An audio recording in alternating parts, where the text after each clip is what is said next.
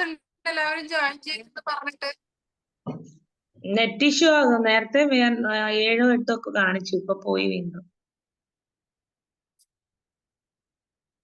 നമുക്കൊരു 2 minute wait ചെയ്യാം അല്ലേ? ജോയിൻ ചെയ്യുമായിരിക്കും.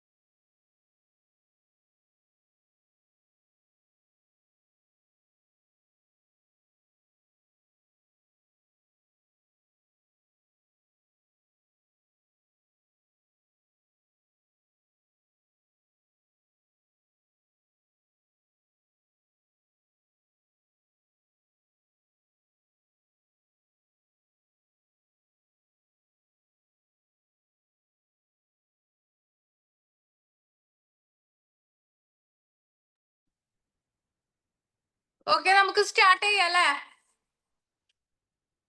വരണവര് വരട്ടെ, ഇനി നമുക്ക് സ്റ്റാർട്ട് ചെയ്യാം. അവരോട് പറഞ്ഞാൽ മതി. ക്ലാസ് കേൾക്കാത്തവര് റെക്കോർഡ് കേൾക്കട്ടെ. എവിടെയായിരുന്നു ഇടാ നിർത്തിയത്?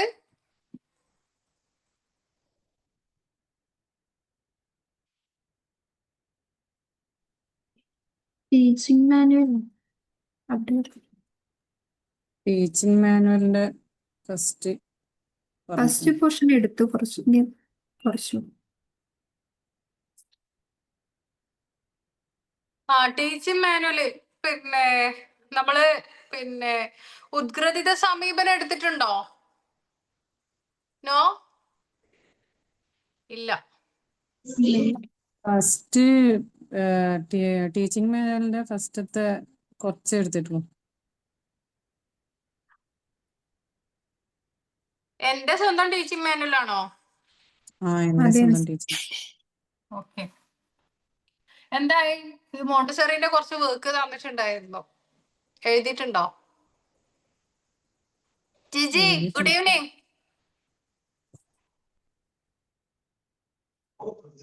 Good evening ma'am. എവിടെയായിരുന്നു? കണ്ടില്ലാലോ നേരത്തെ. ഇപ്പൊ എത്തിയുള്ളൂ. പ്രോഗ്രാം ഉണ്ടായി തോന്നുന്നു അല്ലേ? സ്റ്റോറി കണ്ടു. ഒരു ടീച്ചറെ വീട്ടില് കൊണ്ടാക്കായിരുന്നു, റിട്ടയർമെന്റ് കഴിഞ്ഞ ടീച്ചറെ. നല്ല സങ്കടമുള്ള പരിപാടിയാണല്ലോ. നിങ്ങളെക്കാൾ വിഷമ ഒരു പോകുന്ന ടീച്ചറുടെ മനസ്സിലായിരിക്കും. പിന്നെ അച്ഛമ്മേനും ഉണ്ടായിരുന്നു, നല്ല കരച്ചിലായിരുന്നു. ഓർമ്മിപ്പിക്കല്ല മോളെ, ഭയങ്കര സങ്കടമില്ല കാര്യമാണ്. എനിക്കൊക്കെ ഒരുപാട് എക്സ്പീരിയൻസ് ഉണ്ട്. റിട്ടയർഡ് ആയിട്ടില്ലെങ്കിലും ഓരോ സ്കൂളിൽ നിന്ന് നമ്മള് മതിയാക്കിയിട്ട് വേറെ ചേഞ്ച് ചെയ്തിട്ട് പോകുമല്ലോ ആ സമയത്ത് എല്ലാവരും. പിന്നെ നമ്മള് മോണ്ടിസറിന്റെ കാര്യം പറയാം. മോണ്ടിസറിന്റെ നോട്ട്സ് തന്നത് ബാക്ക് സൈഡിൽ എഴുതി വെക്കുക. ആ നോട്ട്സ് എന്ന് വെച്ച് കഴിഞ്ഞാൽ എക്സാമിന് അപ്പാരറ്റസിനെ കുറിച്ച് ചോദിക്കുമ്പോൾ നിങ്ങൾ അപ്പാരറ്റസ് എടുത്തിട്ട് പ്രസന്റ് ചെയ്യാൻ വേണ്ടിയിട്ടാണ് ഷോർട്ട് നോട്ട് ആക്കിയിട്ട് തന്നത്. പിന്നെ അതിൽ വേറൊരു കാര്യം ഞാൻ പറഞ്ഞു കൊടുത്തത്, ടു അണ്ടർസ്റ്റാൻഡ് വെച്ചിട്ട് നമുക്ക് എന്തും പറയാൻ പറ്റും അല്ലെ, ഈസി ആയിട്ട്. ഒരു ടൈപ്പ് പറഞ്ഞു കൊടുത്തിട്ടുണ്ടായിരുന്നു നേരത്തെ. അതായത് നമ്മൾ ഇപ്പൊ എന്ത് അപ്പാരറ്റസിന്റെ പ്രസന്റേഷൻ ആയാലും ടു ഐഡന്റിഫൈ ദ, നമ്മളിപ്പോ ഇവിടെ ആരാണ് അൺമ്യൂട്ട് ചെയ്യാത്ത ആള്? ഷെർബാൻ, പ്ലീസ് മ്യൂട്ട് യുവർ സെൽഫ്. ഇപ്പൊ നമ്മളില്ല ഈ ഒരു അപ്പാരറ്റസ് പറയാണ്, ഒരു ഫ്ലാഷ് കാർഡിനെ കുറിച്ച് പറയാണ്. അതേപോലെ ഫ്ലാഷ് കാർഡിന്റെ എന്താ വരുന്നത്? ഫ്ലാഷ് കാർഡ് നിങ്ങൾ എക്സാമിന് എനിക്ക് സബ്മിറ്റ് ചെയ്യുന്ന സമയത്ത് ഫ്ലാഷ് കാർഡ്, ഇതാണ് ഫ്ലാഷ് കാർഡ് അല്ലെ. അപ്പൊ അതിന്റെ പ്രസന്റേഷൻ എങ്ങനെയാണ്? This is flash card. എന്താണ് അതിന്റെ എയിം? എങ്ങനെ പറയും? To identify the letter. or number through the flashcard. അല്ലെ? Identify the letter shape or number shape through the flash card. അതിന്റെ ഷേപ്പ് ഐഡന്റിഫൈ ചെയ്യാൻ വേണ്ടിയിട്ട് അത് ഈസി ആയിട്ട് പറയാൻ പറ്റും. പിന്നെന്താണ്, എന്തിനും ഏത് ടീച്ചിങ് എയ്ഡ്സ് നമ്മൾ യൂസ് ചെയ്യുന്നത് എന്തിനു വേണ്ടിയിട്ടാ? ടു അട്രാക്ട് ദ ചൈൽഡ്, കുട്ടീനെ ആകർഷിക്കാൻ വേണ്ടിയിട്ടാണ്. അപ്പൊ ആ ഒരു വാക്കും കൂടി പറഞ്ഞു കഴിഞ്ഞാൽ ആ ഒരു പോയിന്റ് ആയി, അതിന്റെ മാർക്കായി അല്ലെ. അതുപോലെ സ്റ്റോറി കാർഡ് ആണെങ്കിൽ to identify the story character through the story card, ഒരു പോയിന്റ് അത് വന്നു. പിന്നെന്താണ് വരുന്നത്, സ്റ്റോറി ക്യാരക്ടർ ഐഡന്റിഫൈ ചെയ്യാം, പിന്നെ അട്രാക്ട് ചെയ്യാന്നുള്ളത് പറഞ്ഞാൽ മതി. അതിന്റെ കൂടെ വേറെ പ്രത്യേകിച്ച് ഒന്നും പറയണ്ട അല്ലെ, കുട്ടികളെ ആകർഷിക്കാൻ വേണ്ടിയിട്ടുള്ളതാണ്. പിന്നെ അതുപോലെ നമ്പർ വേലി മാത്തമാറ്റിക്കൽ ടീച്ചിങ് എയ്ഡ്സ് ആണ്. It's a mathematical teaching aids. പിന്നെന്താണ്, to improve the child matching skill, കുട്ടികളുടെ മാച്ചിങ് സ്കില്ല് ഇംപ്രൂവ്മെന്റ്സ് ആണ് അവിടെ നടക്കുന്നത് അല്ലെ. അങ്ങനെ ഓരോ ടീച്ചിങ് എയ്ഡ്സ് നിങ്ങൾക്ക് കയ്യിൽ എടുത്തു കഴിഞ്ഞാൽ തന്നെ ഇത് എന്താണ്, എങ്ങനെയാണ് ഇത് പ്രസന്റ് ചെയ്യുന്നത്, എന്തിനു വേണ്ടിയിട്ടുള്ള നിങ്ങൾക്ക് അറിയാം, ഓൾറെഡി അറിയാം. അപ്പൊ അതിന്റെ ജസ്റ്റ് എന്തെങ്കിലും സിമ്പിൾ വേർഡ്സ് വെച്ചിട്ട് ബൈ ഹാർട്ട് പഠിക്കുന്നത് വേണ്ട, സിമ്പിൾ ആയിട്ട് പ്രസന്റ് ചെയ്താൽ മതി. അപ്പൊ അത്രേ ഉള്ളൂ. പിന്നെ എല്ലാം എഴുതി വെക്കുക. നമ്മൾ ചെയ്യുന്ന അപ്പാരറ്റസിന്റെ മാത്രം പഠിച്ചാൽ മതി, ബാക്കിയുള്ളത് പഠിക്കണ്ട. നമ്മൾ ഏതൊക്കെയാണ് ചെയ്തിട്ടുള്ളത് ആ അപ്പാരറ്റസിന്റെ മാത്രം എക്സാമിന് പഠിക്കാം, ബാക്കിയുള്ളത് സ്കിപ്പ് ചെയ്തോളൂ. ഇനിയിപ്പോ കുറച്ച് വീക്കും കൂടി മോണ്ടിസോറിൻ്റെത് ഉണ്ട്, അപ്പൊ പിന്നെ കംപ്ലീറ്റ് ആവും. ഓക്കെ, വർക്ക് എന്ന് പറയുമ്പോ എന്താണ്, ഒരു സുഖമില്ലാത്തൊരു ചിരി. ഷാനിയ എന്ത് പറ്റിയടാ? അല്ല ബാക്കി തരും അന്നേരം പിന്നെ എന്തായാലും പഠിക്കണല്ലോ. ഇല്ല, അതിൽ ഇപ്പൊ എനിക്ക് തോന്നുന്നു 40 എബോവ് ഉണ്ട് അപ്പാരറ്റസിന്റെ കംപ്ലീറ്റ് വരുന്നത്. പിന്നെ വേറൊരു കറക്ഷൻ തരാനുള്ളത്, നിങ്ങൾ വാൾ ഫ്രീസസ് ചെയ്തില്ലേ, നിങ്ങൾ അത് ചെയ്തത് ന്യൂട്രീഷൻ ചാർട്ട്, വൈറ്റമിൻ ചാർട്ട് എന്ന പേരിലാണ്. ആക്ച്വലി അതിന് പറയുന്നത് വാൾ ഫ്രീസസ് എന്നാണ്. വാൾ ഫ്രീസ് ആണത്. അതായത് നമ്മൾ ഈ ബർത്ത്ഡേക്കൊക്കെ നമുക്ക് ഈ പഠിക്കുന്ന കാര്യം വിടാം, നമ്മൾ ബർത്ത്ഡേക്കൊക്കെ ഫോട്ടോസ്, ചെറിയ ചെറിയ ഫോട്ടോസ് ഫ്രെയിം ചെയ്തിട്ട് ഇങ്ങനെ ഹാങ്ങിങ് ചെയ്യാറില്ലേ ചുവരില്, ഇല്ലേ? ഹാപ്പി ബർത്ത്ഡേ എന്നൊക്കെ എഴുതിയിട്ട് അതിന് ചുറ്റും ഇങ്ങനെ. അതുപോലെ വേറെ എന്തെങ്കിലും ഫംഗ്ഷൻ ഒക്കെ, ഗാന്ധി ജയന്തിക്കൊക്കെ എന്തെങ്കിലും നമ്മളിങ്ങനെ തൂക്കിയിടാനില്ല, അതാണ് ഈ വാൾ ഫ്രീസ് എന്ന് പറയുന്നത്. അതായത് ഇങ്ങനെ തൂക്കിയിടുന്ന, കഥകിന് പുറകിലൊക്കെ തൂക്കിയിടുന്ന ചിത്രം, അതാണ് ഫ്രീസ്. വാൾ ഫ്രേസസ് എന്നാണ് അതിന് പറയാറ്. പിന്നെ വാൾ ഫ്രേസസ് ചെയ്യുന്ന സമയത്ത് നമ്മൾ കൊടുക്കാറുള്ളത്, കുട്ടികൾക്ക് പൊതുവെ ലെറ്റേഴ്സ് കൊടുക്കും, ആൽഫബറ്റിക്കൽ ലെറ്റേഴ്സ് വാൾ ഫ്രേസസ് ചെയ്യാൻ കൊടുക്കും. അതുപോലെ നമ്പേഴ്സ്, മാത്സിന്റെ നമ്പേഴ്സ് കൊടുക്കും. പിന്നെ ഇംഗ്ലീഷ്, ഹിന്ദി, മലയാളം ഇതുപോലെ വാൾ ഫ്രേസസ് ചെയ്യാൻ വേണ്ടിയിട്ട് കൊടുക്കും. പിന്നെ അതുകൂടാതെ വെജിറ്റബിൾസിന്റെ നെയിംസ് കൊടുക്കും, ഫ്രൂട്ട്സിന്റെ നെയിംസ് കൊടുക്കും, ആനിമൽസിൻ്റെത്, വെഹിക്കിൾസ്, സീസൺസ്, ഏത് വേണമെങ്കിലും നമുക്ക് വാൾ ഫ്രേസസ് ചെയ്യാവുന്നതാണ്. പക്ഷെ നിങ്ങൾക്ക്, എനിക്ക് തോന്നുന്നു നമ്മളൊക്കെ കുറച്ച് അമ്മമാരല്ലേ, അപ്പൊ കുറച്ച് വൈറ്റമിൻസിന്റെ ഒക്കെ പഠിച്ചു കഴിഞ്ഞാല് എന്താണ് കുറച്ചുകൂടി യൂസ്ഫുൾ ആവില്ലേ അല്ലേ? അങ്ങനെയൊക്കെ കരുതിയിട്ട് ആരും ഇതൊക്കെ ശ്രദ്ധിക്കുന്നു. എന്നാലും വൈറ്റമിൻ ഡി കുറവ് തന്നെയാണ് എവിടെ നോക്കിയാലും. അപ്പോഴ് കുറച്ചുകൂടി യൂസ് ആയിക്കോട്ടെ എന്ന് കരുതിയിട്ടാണ് വൈറ്റമിൻസിന്റെ വാൾ ഫ്രേസസ് തന്നത്. അത് ഷഹാനക്ക് ഞാൻ വീഡിയോ എടുത്തിട്ട് അയച്ചു കൊടുക്കുന്ന സമയത്ത് ഞാൻ പറഞ്ഞിട്ടുണ്ടായിരുന്നു വാൾ ഫ്രേസസ് എന്നാണ് പേരെന്ന്. എനിക്ക് തോന്നുന്നു അത് നിങ്ങൾക്ക് വിട്ടുപോയി. നിങ്ങൾ എല്ലാവരും പ്രസന്റ് ചെയ്യുന്നത് ന്യൂട്രീഷൻ ചാർട്ട്, വൈറ്റമിൻ ചാർട്ട് എന്നൊക്കെയാണ്. അത് ചാർട്ട് വർക്ക് അല്ല കേട്ടോ. അപ്പൊ മനസ്സിലായില്ലേ? ആ ഒരു കറക്ഷൻ ഉണ്ട്. അതിന്റെ പേര് ഇനി എക്സാമിന് ചോദിക്കുമ്പോൾ, ഇനി ഞാനല്ല വേറെ ആര് എക്സാം ഡ്യൂട്ടിയിലായിരുന്നാലും ചോദിക്കുന്ന സമയത്ത് വാൾ ഫ്രേസസിന് ചോദിക്കുമ്പോൾ നിങ്ങൾ എന്താ സാധനം, അത് ഞാൻ ചെയ്തില്ലല്ലോ എന്ന് പറയാൻ പാടില്ല. അതുകൊണ്ടാണ് അത് പ്രത്യേകം എടുത്ത് പറഞ്ഞത്. അപ്പൊ അതിന്റെ പേര് ന്യൂട്രീഷൻ ചാർട്ട് അല്ലെങ്കിൽ വൈറ്റമിൻ ചാർട്ട് എന്നല്ല, വൈറ്റമിൻ അല്ലെങ്കിൽ ന്യൂട്രീഷൻ വാൾ ഫ്രേസസ് ആണ് കേട്ടോ. നമ്മൾ ഈ കഥകിന്റെ പിറകിലൊക്കെ ചെയ്യാറുണ്ട്. നിങ്ങൾ മഴവില്ല് എന്ന് പറഞ്ഞ ഒരു മൂവി കണ്ടിട്ടുണ്ടോ, പണ്ടത്തെ മൂവി? അതിലുണ്ട് ഓരോ ഡോറിന്റെ പിറകിലൊക്കെ ഇങ്ങനെ ചിത്രങ്ങൾ വെച്ചിട്ട്. അതുപോലെ ഇപ്പോഴും ചെയ്യാറുണ്ട് കേട്ടോ. പല വീടുകളിലും കാണാറുണ്ട്. കുട്ടികളുടെ ഫോട്ടോസ് ബർത്ത്ഡേ ഒക്കെ ചെയ്യാറുണ്ട്. അതുപോലെ ഈ ബ്രൈഡ് ടു ബിക്ക് ചെയ്തിട്ട് സെക്കൻഡ് പെണ്ണിന്റെ ഫോട്ടോ ഗിഫ്റ്റ് കൊടുക്കുമ്പോ, ലവേഴ്സ് ഗിഫ്റ്റ് കൊടുക്കുമ്പോഴൊക്കെ ഇങ്ങനെ ചെയ്തിട്ടൊക്കെ കൊടുക്കാറുണ്ട്. പിന്നെ എന്തെങ്കിലും ഗിഫ്റ്റിന്റെ ഒക്കെ പുറത്ത് ഇങ്ങനെ തൂക്കിയിട്ടിട്ടൊക്കെ. അതുപോലെ തന്നെയാണ് വാളിൽ ചെയ്യുന്നത് കൊണ്ട് വാൾ ഫ്രീസ് എന്ന് പേര് വന്നു, അത്രേ ഉള്ളൂ. ആ ഒരു കാര്യം. പിന്നെ വേറെന്താ കറക്ഷൻ നിങ്ങൾക്ക് തരാനുണ്ടായത്? ഇനി നമ്മൾ കുറച്ച് വർക്ക്, പ്രാക്ടിക്കൽ വർക്ക് ചെയ്യുന്നുണ്ട്. അതിന്റെ കൂടി ബൈ ഹാർട്ട് പഠിക്കാനുള്ളൂ. ബാക്കിയൊക്കെ നമുക്ക് വേണമെന്നില്ല, പക്ഷെ എന്നാലും വായിച്ചു നോക്കിയിട്ട് മനസ്സിലാക്കുക കേട്ടോ. അതിന് വേണ്ടിയിട്ടാണ് അത്രയും ഷോർട്ടായ ഒരു നോട്ട്സ് നിങ്ങൾക്ക് തന്നത്. ഫിഷറി ബാഗിന്റെ ഇനി ഡൗട്ട് ഒന്നും ഇല്ലല്ലോ? നേരത്തെ കുട്ടികൾ ചോദിച്ചു, അതും കൂടി പറഞ്ഞുതരാം. മിസരി ബാഗിന് ടി ഉണ്ടല്ലോ, പിന്നെന്താ അങ്ങനെ വായിക്കുന്നത്? ടി സൈലന്റ് ആണ്, അതുകൊണ്ടാണ് അത് പറയില്ല. ഓക്കെ, പല കാര്യങ്ങളും നമ്മൾ സൈലന്റ് ആയിട്ട് വരുന്നത് നമ്മളത് യൂസ് ചെയ്യാതെ പറയുന്നില്ലേ. അതുകൊണ്ട് ടി എന്നുള്ളത് എഴുതുമ്പോ വേണം, പറയുമ്പോ വേണ്ട. മിസ്സേ ലാബിന്റെ ക്ലാസ് തരാന്ന് പറഞ്ഞ് കിട്ടിയില്ലല്ലോ. ലാബിന്റെ ക്ലാസ് താജ് സാറിനെ വിളിച്ച് ചോദിക്കേണ്ടതാണ്. സാറാണ് അറേഞ്ച് ചെയ്യുന്നത്, പൈസ സാറിൻ്റെതാണ്.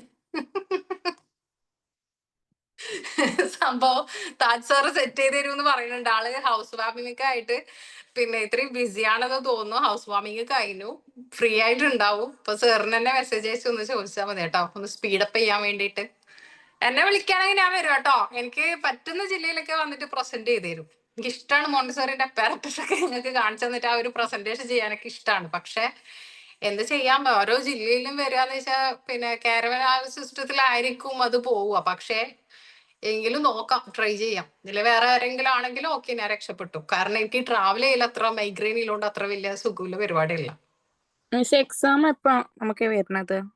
എക്സാം ഓഗസ്റ്റ് കഴിഞ്ഞ ആ ടൈം ആവുമായിരിക്കും. ഇനി അത് കഴിഞ്ഞിട്ടാണോന്നും അറിയില്ല, നോക്കാം നമുക്ക്.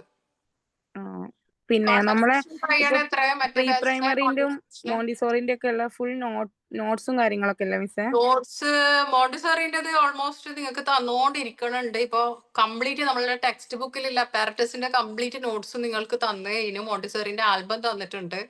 നോട്ട്സ് ഇന്നലെ തന്നതിൽ കംപ്ലീറ്റ് പ്രാക്ടിക്കൽ നിങ്ങൾ പറഞ്ഞില്ലേ വായിച്ചിട്ടൊന്നും മനസ്സിലാകുന്നില്ല എന്നല്ലേ, അതൊക്കെ അതിൻ്റെ അകത്ത് ഇൻക്ലൂഡ് ചെയ്തിട്ട് ഷോർട്ട് ആക്കിയിട്ട് നിങ്ങൾക്ക് തന്നിട്ടുണ്ട്. ഇനി നമുക്ക് ആ തിയറിന്റെ ടെക്സ്റ്റ് ഒന്ന് കുറച്ച് വായിച്ചിട്ട് പാരഗ്രാഫ് ക്വസ്റ്റ്യൻ വരുന്നത് മാത്രം വായിച്ചിട്ട് മനസ്സിലാക്കി പഠിക്കാനും കുറച്ച് പ്രാക്ടിക്കൽ അപ്പാരറ്റസിന്റെ വർക്ക് ചെയ്യാനാണ് ഉള്ളത്. പിന്നെ ലാബിന്റെ ഇതും കൂടി ആയിക്കഴിഞ്ഞാൽ കംപ്ലീറ്റ് ആയി. നമുക്ക് എക്സാമിന്റെ മുന്നേ ഇങ്ങനെ ക്വസ്റ്റ്യൻസും കാര്യങ്ങളൊക്കെ ഒന്ന് ഇൻട്രൊഡ്യൂസ് ചെയ്ത് തരുമോ? എക്സാമിന് മുമ്പേ പ്രാക്ടിക്കല് എക്സാം, മോഡൽ എക്സാം ഉണ്ടാവും. അല്ല, അതിന് മുമ്പ് തന്നെ മിസ്സായിട്ട് എന്തെങ്കിലും ക്വസ്റ്റ്യൻസ് ഒക്കെ ഇട്ട് തന്നാ നമുക്ക് അത് നോക്കി പഠിക്കാലോ. അത് ഞാൻ തരും കേട്ടോ. വൈവന്റെ ക്വസ്റ്റ്യൻ സെപ്പറേറ്റ് തരും. ഞാൻ അന്ന് കുറച്ച് തന്നിട്ടുണ്ടല്ലോ വൈവന്റെ മോണ്ടിസോറിന്റെ. അതെന്തായാലും ഇമ്പോർട്ടന്റ് ആണ്, അത് പഠിക്കണം. ഇനിയും കുറച്ച് വൈവന്റെ ക്വസ്റ്റ്യൻ ഉണ്ട്. ഒന്നിച്ച് തന്നീനെ നിങ്ങൾ എഴുതി വെക്കില്ല. ഇപ്പൊ ഇന്നലെ തന്നെ ഒരു 3-4 പേജ് തന്നില്ലേ, അത് എഴുതി വെച്ചോ? ഇല്ല, നോട്ട്സിന്റെ ബാക്കിൽ എഴുതണം കേട്ടോ. അത് എക്സാമിന് പ്രാക്ടിക്കൽ എക്സാമിന് വേണ്ടി മാത്രം ഉള്ളതാണ്. അപ്പൊ മിക്സ് ആവാൻ പാടില്ല, അതുകൊണ്ടാണ്. അപ്പൊ അത് നോക്കാം നമുക്കിപ്പോ. പിന്നെ പ്രീ പ്രൈമറി പെട്ടെന്ന് തീർക്കണം. അത് തീർത്താലേ നമുക്കൊന്ന് മോണ്ടിസോറിയിലേക്ക് കുറച്ചും കൂടി ശ്രദ്ധിക്കാൻ പറ്റും. രണ്ടും കൂടി ആവുമ്പോ മിക്സ് ആയിട്ടൊന്നും മനസ്സിലാവില്ല. അല്ല മിസ് അപ്പാരറ്റസിന്റെ ഷോർട്ടാക്കി എഴുതുന്നത് അപ്പാരറ്റസിന്റെ നമുക്ക് വലിയൊരു ബുക്ക് തന്നെ ഉണ്ടല്ലോ, അപ്പാരറ്റസ് അതിന്റെ ബാലൻസ് പേജ് ഉണ്ട്. അപ്പൊ അത് ജിജി പറഞ്ഞത് നല്ലൊരു ഓപ്ഷൻ ആണ് കേട്ടോ. അതിന്റെ ബാലൻസ് പേജിൽ എഴുതിയിട്ട് അത് എഴുതുന്ന സമയത്ത് തന്നെ നിങ്ങൾക്ക് ആ ബുക്കിൽ തന്നെ മറിച്ച് നോക്കിക്കഴിഞ്ഞാൽ അപ്പാരറ്റസിന്റെ പിക്ചറും കൂടി അതിലുണ്ടാവും. അതിൽ പെട്ടെന്ന് ഇതാക്കും.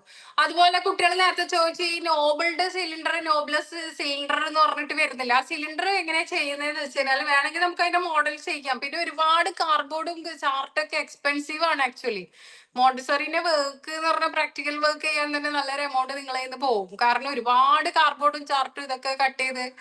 അപ്പൊ അതുകൊണ്ടാണ് ഞാൻ അത് ചെയ്യേണ്ടെന്ന് കരുതിയത്. കാരണം ഇത് ഇത്രയേ ഉള്ളൂ, സിമ്പിൾ ആണ്. നമ്മളുടെ കാർഡ്ബോർഡ് ചാർട്ട് ഒന്ന് റോൾ ചെയ്യാം. ഒന്ന് പിന്നെ റോൾ ചെയ്തിട്ട് ഈ സിലിണ്ടർ ഷേപ്പിലാക്കാം. സിലിണ്ടറിക്കൽ ഷേപ്പ് എന്ന് പറഞ്ഞാൽ നമ്മൾ മാത്സിൽ തന്നെ കാണുന്നില്ല. അതുപോലെ നമ്മളുടെ ഒരു ഫിംഗറിന്റെ ആ ഒരു സൈസ് അത്രയും ലെങ്ത് വേണ്ടു. വിടുത്തു ഏകദേശം ഒരു റിങ്ങിന്റെ ഒരു കുറച്ചൊരു വലിയ, നമ്മൾ ഒരു ഇത്ര എടുത്ത ഒരു ലെമണിന്റെ ആ ഒരു സൈസ് വരില്ലേ, അത്രയില്ല ഒരു പിന്നെ വീതി അത്രേ വേണ്ട അതിന്റെ ഒരു റൗണ്ട് വരുന്നത്. ഒരു ലെമണിന്റെ അത്രയില്ല ഒരു റൗണ്ട്. അപ്പൊ ആ ഒരു സിലിണ്ടറിന്റെ ഷേപ്പ് ഇങ്ങനെ നമ്മൾ കൈ ഇങ്ങനെ വെച്ചാൽ ഇങ്ങനെ കാണുന്നത് പോലെ ആ ഒരു ദിലീപിന്റെ ഒരു സിനിമയിൽ ഇങ്ങനെ നോക്കണുണ്ടല്ലോ, സാറേ സാറേ സാമ്പാറേ സാറിന്റെ വീട്ടിൽ കല്യാണം നിർത്തി ഇങ്ങനെ നോക്കണില്ലേ, തിളക്കത്തിൽ ഇങ്ങനെ നോക്കണില്ലേ, വട്ടത്തിൽ കൈവച്ചിട്ട് അത്രയില്ല ഒരു ഷേപ്പിൽ, ഒരു സിലിണ്ടറിന്റെ ഷേപ്പിൽ, നമ്മളുടെ ഗ്യാസ് സിലിണ്ടറിന്റെ ആ ഒരു ഷേപ്പിൽ ഒരു ഫിംഗറിന്റെ ലെങ്ത്തിൽ ചെയ്യാം സിലിണ്ടർ. അതാണ്. എന്നിട്ട് അതിന്റെ അകത്ത് എന്താണ്, അതിന്റെ അകത്ത് ഇത് ചെയ്യുന്ന സമയത്ത് ഡിഫറെന്റ് എന്തെങ്കിലും സംഗതികൾ ഇടും. അതായത് പിന്നെ ഒന്നിക്കലും നമുക്ക് നമ്മളുടെ മസ്റ്റാർഡ് കടുകുണ്ടല്ലോ അത്, പിന്നെ അതുപോലെ എന്തെങ്കിലും ഗ്രീൻ പീസോ പിന്നെ റൈസോ പെബിൾസോ സ്റ്റോണോ പിന്നെ പേളോ എന്ത് വേണമെങ്കിൽ ഇടാം. എന്നിട്ട് ഇതൊക്കെ വെച്ചിട്ട് ഇത് കവർ ചെയ്യും, 2 ഭാഗവും കവർ ചെയ്യും. അടിഭാഗവും മുകൾ ഭാഗവും കവർ ചെയ്യും. കവർ ചെയ്യുന്നത് നമ്മൾ ഗ്ലിറ്റർ ടാപ്പ് യൂസ് ചെയ്തിട്ട് കവർ ചെയ്ത് ഒട്ടിച്ചു കൊടുക്കുകയാണ് ചെയ്യാറ്. പിന്നെ ഒരു കാർഡ്ബോർഡ് വെച്ചിട്ട് അടക്കും, അതിന്റെ മുകളിൽ ഗ്ലിറ്റർ ടാപ്പ് വെച്ചിട്ട് 2 ഭാഗവും കവർ ചെയ്തിട്ട് ഈ സംഗതി കുലുക്കും കുട്ടി. ഇതിങ്ങനെ ഷെയ്ക്ക് ചെയ്തിട്ട് ഇത് ചെവിയിൽ വെക്കുമ്പോൾ ഡിഫറെന്റ് സൗണ്ട് കേൾക്കും. കാരണം ഡിഫറെന്റ് തിങ്സ് ആണ് അതിന്റെ അകത്തുള്ളത് അല്ലെ. വ്യത്യസ്തമായ സാധനങ്ങൾ വെച്ചിട്ടാണ് നമ്മളത് ക്ലോസ് ചെയ്തിട്ടുള്ളത്. അപ്പൊ വ്യത്യസ്തമായ ശബ്ദങ്ങൾ കുട്ടി തിരിച്ചറിയും. അത്രേ ഉള്ളൂ ഈ സിലിണ്ടർ വെച്ചിട്ട് ചെയ്യുന്നത്. പിന്നെ അതുപോലെ തെർമിക് ബോട്ടിലിൽ ചൂടിന്റെ ആ ഒരു പിന്നെ ടെമ്പറേച്ചർ പലതരത്തിലുള്ളത് സെറ്റ് ചെയ്തിട്ട് കുട്ടിക്ക് ഒരു ബോട്ടിൽ ക്ലോസ് ചെയ്തിട്ട് അത് കുട്ടി ടച്ച് ചെയ്തിട്ട് അങ്ങനെ പറയും. പറഞ്ഞത് നോബ്ഡ് സിലിണ്ടറാ പറഞ്ഞത്. അതെ. അപ്പൊ ഈ നോബ്ലെസ്സിൽ കളറെല്ലാം എഴുതിയിട്ടാണ്. നോബ്ലെസ്സിൽ വരുന്നത് അത് കളറാണ്, കളേഴ്സ് വരുന്നതാണ്. പിന്നെ അതുപോലെ ടേസ്റ്റ് ടെസ്റ്റ് ചെയ്യുന്നതുണ്ട്. ആ ടേസ്റ്റ് ടെസ്റ്റ് ചെയ്യാൻ വേണ്ടിട്ട് നമുക്ക് ഏത് ബോട്ടിൽ എടുക്കാന്നറിയാം. നമ്മൾ ഈ റെസ്റ്റോറന്റിലൊക്കെ സാൾട്ടും പെപ്പറൊക്കെ ടേബിളിൽ വെച്ചിട്ടുണ്ടാവില്ല, ഒരു ചെറിയ കുപ്പി ഉണ്ടാവില്ല, ചെറിയൊരു ബോട്ടില്. ചില അച്ചാറൊക്കെ ഉണ്ടാവില്ലുണ്ട്, പിക്കിൾസ് ഒക്കെ ഉണ്ടാവാറുണ്ട് ആ ഒരു ചെറിയൊരു കുപ്പിയിൽ. ആ കുപ്പിയിൽ കുറച്ച് ടേസ്റ്റ് വെക്കും. അതിലെ ടേസ്റ്റ് ഞാൻ നിങ്ങൾക്ക് തന്നെ നോട്ട്സിൽ മെൻഷൻ ചെയ്തിട്ടുണ്ട് അല്ലെ. Sweet, salt, bitter and sour എന്ന് പറഞ്ഞിട്ട് 4 ടേസ്റ്റ് അല്ലെ, ഫണ്ടമെന്റൽ ടേസ്റ്റ് അതിൽ ചെയ്തിട്ടില്ലേ. അപ്പൊ ആ ടേസ്റ്റ് വെച്ചിട്ട് കുട്ടി അത് കണ്ണുകൂട്ടിയിട്ട് ഒരു ചെറിയ നമ്മളുടെ ഈ പിന്നെ ചെറിയൊരു ഡ്രോപ്സ് വെച്ചിട്ട് ഇതിലേക്ക് ഇങ്ങനെ കുട്ടി നാക്കിനാക്കിട്ട് രുചിച്ചിട്ട് ആ ടേസ്റ്റ് ഫേസിൽ തന്നെ കുട്ടികളെ കാണാനുണ്ടാവില്ല. നമ്മളൊക്കെ ചെറുനാരങ്ങയുടെ നീരൊക്കെ അതില് വെച്ചു കൊടുത്തതിനെ കുട്ടി ഇങ്ങനെ കണ്ണിറുക്കും. അതിൽ തന്നെ കുട്ടിക്ക് മനസ്സിലാവും ഇത് പിന്നെന്താണ് പിന്നെ ലെമണാണ്, അതുകൊണ്ട് എനിക്കത് കഴിക്കാൻ പറ്റാത്തതില്ല അല്ലെ. അത് നമ്മൾക്ക് ആ ഫേസിലെ എക്സ്പ്രഷൻ കാണുമ്പോഴന്നെ മനസ്സിലാവും. അതുപോലെ ഉള്ള ബോട്ടിലിൽ ചെയ്യാവുന്നതാണ്. ഒന്ന് ഈ ഒരു ബോട്ടിൽ ഇതുപോലെ ചെയ്യാവുന്നതാണ്. 2 ഓപ്ഷൻ ഉണ്ട് കേട്ടോ. അപ്പൊ ഇങ്ങനെ ചെയ്യാവുന്നതാണ്. ഇതിൽ ഈ വർക്ക് വേണമെങ്കിൽ നമുക്ക് ചെയ്യാം. പിന്നെ നോക്കട്ടെ, ഞാൻ കരുതിയത് റെഡ് റോഡ് ചെയ്യാനുണ്ട്. റെഡ് റോഡ് 1 മീറ്റർ റോഡ് അത് സിമ്പിൾ ആണ്. റെഡ് കളർ പേപ്പറേ വേണ്ടു. ഒന്ന് റെഡ് റോഡ് ചെയ്യണം, പിന്നെ ഇതിൽ ഏതെങ്കിലും ഒരു വർക്ക് ചെയ്യാം. അപ്പൊ എക്സ്പ്ലെയിൻ ചെയ്ത് ഞാൻ പറഞ്ഞുതരാം. ഏത് വർക്കാണെന്ന് നോക്കിയിട്ട് എക്സ്പ്ലെയിൻ ചെയ്ത് പറഞ്ഞുതരാം കേട്ടോ. നോക്കാം, നമുക്ക് ഏതെങ്കിലും ഒരു വർക്ക് ഇതിൽ നിന്ന് ഏതെങ്കിലും ഈ നോബ്ലെസ്സിലോ നോബിളുടെ ഏതില് ഒന്ന് എടുക്കാം. പിന്നെ തെർമിക് ബോട്ടില്, പിന്നെ മറ്റെന്താണ് തെർമിക് ബോട്ടിലിന് ഏതെങ്കിലും ഒന്ന് ചെയ്യാം. മനസ്സിലായില്ലേ? അല്ലെങ്കിൽ സൗണ്ട് ബോട്ടിൽ ഏതെങ്കിലും ഒന്ന്, തെർമിക് ബോട്ടിലോ സൗണ്ട് ബോട്ടിലോ ഏതെങ്കിലും ഒന്ന് ചെയ്യാം. വേണമെങ്കിൽ സൗണ്ടിനാണെങ്കിൽ ഇതുപോലുള്ള സംഗതികൾ അതിൻ്റെ അകത്ത് വെക്കാം. പിന്നെ ചൂടിൻ്റെതാണെങ്കിൽ ഇതുപോലെ വെക്കാം. അപ്പോ ഓൾ ഫാക്ടറി ഗസ്റ്റേറ്ററി എന്ന് പറഞ്ഞിട്ടുള്ള ആ ഒരു സെൻസിലേക്ക് നമുക്ക് ഇത് കണക്ട് ചെയ്തിട്ടാണ് പഠിക്കുന്നത്. അതിലേതെങ്കിലും ഒന്ന് നമുക്ക് ചെയ്യാം കേട്ടോ. പിന്നെ നിങ്ങൾക്ക് ലാബ് കിട്ടുകയാണെങ്കിൽ അവിടെ ഇതിന്റെയൊക്കെ ഒറിജിനൽ സാധനങ്ങൾ മുകളിൽ ചെയ്തത് ഉണ്ടാവും, അവര് കാണിച്ചു തരും. ഒറിജിനൽ ഉണ്ടാവും. അത് നമ്മളുടെ കയ്യിലുണ്ടെങ്കിൽ നമുക്ക് അത് വെച്ചിട്ട് പെട്ടെന്ന് തന്നെ മനസ്സിലാക്കാൻ പറ്റും. പിന്നെ ഒരു ട്രേലാണ് മോണ്ടിസറിന്റെ എല്ലാ സാധനങ്ങളും വെക്കാറ്. മോണ്ടിസറിന്റെ അപ്പാരറ്റസ് ഒക്കെ ഒരു ട്രേലാ വെക്കുക. ഈ ട്രേന്റെ പുറത്ത് തന്നെ അതിന്റെ പേര് എഴുതിയിട്ട് ഒട്ടിച്ചിട്ടുണ്ടാവും. ഇപ്പൊ നമ്മളായാലും വർക്ക് പ്രസന്റ് ചെയ്യുന്ന സമയത്ത് പിങ്ക് ടവറിന്ന് പ്രസന്റ് ചെയ്യുന്ന സമയത്ത് അതിന്റെ അകത്ത് എവിടെയെങ്കിലും വൈറ്റ് A4 ഷീറ്റില് പിങ്ക് ടവറിന് എഴുതിയിട്ട് ഒട്ടിച്ചു വെക്കൊന്നും വേണ്ട. നമ്മളൊരു ഹാളില് ഏതെങ്കിലും ഒരു ഹാളിലോ അല്ലെങ്കിൽ റൂമിലെങ്ങാനും വെച്ചിട്ടായിരിക്കും ഇത് നിങ്ങൾ പ്രസന്റ് ചെയ്യുന്നത്. അതിന്റെ അടുത്തായിട്ട് പിങ്ക് ടവറിന്റെ അടുത്തായിട്ട് ഒരു പേപ്പറിൽ എഴുതിയിട്ട് ഇത് പിങ്ക് ടവർ, പിന്നെ അതുപോലെ പിന്നെ മൂവബിൾ ആൽഫബറ്റ്, സ്പിൻഡിൽ ബോക്സ്, ഇതിന്റെയൊക്കെ അടുത്ത് ഓരോന്ന് അതിന്റെ പേര് എഴുതിയിട്ട് ഒരു ഇത് ഇങ്ങനെ വെച്ചാൽ മതി. ജസ്റ്റ് ഒരു ബോർഡ് പോലെ അതിന്റെ അടുത്ത് വെച്ചാൽ മതി കേട്ടോ.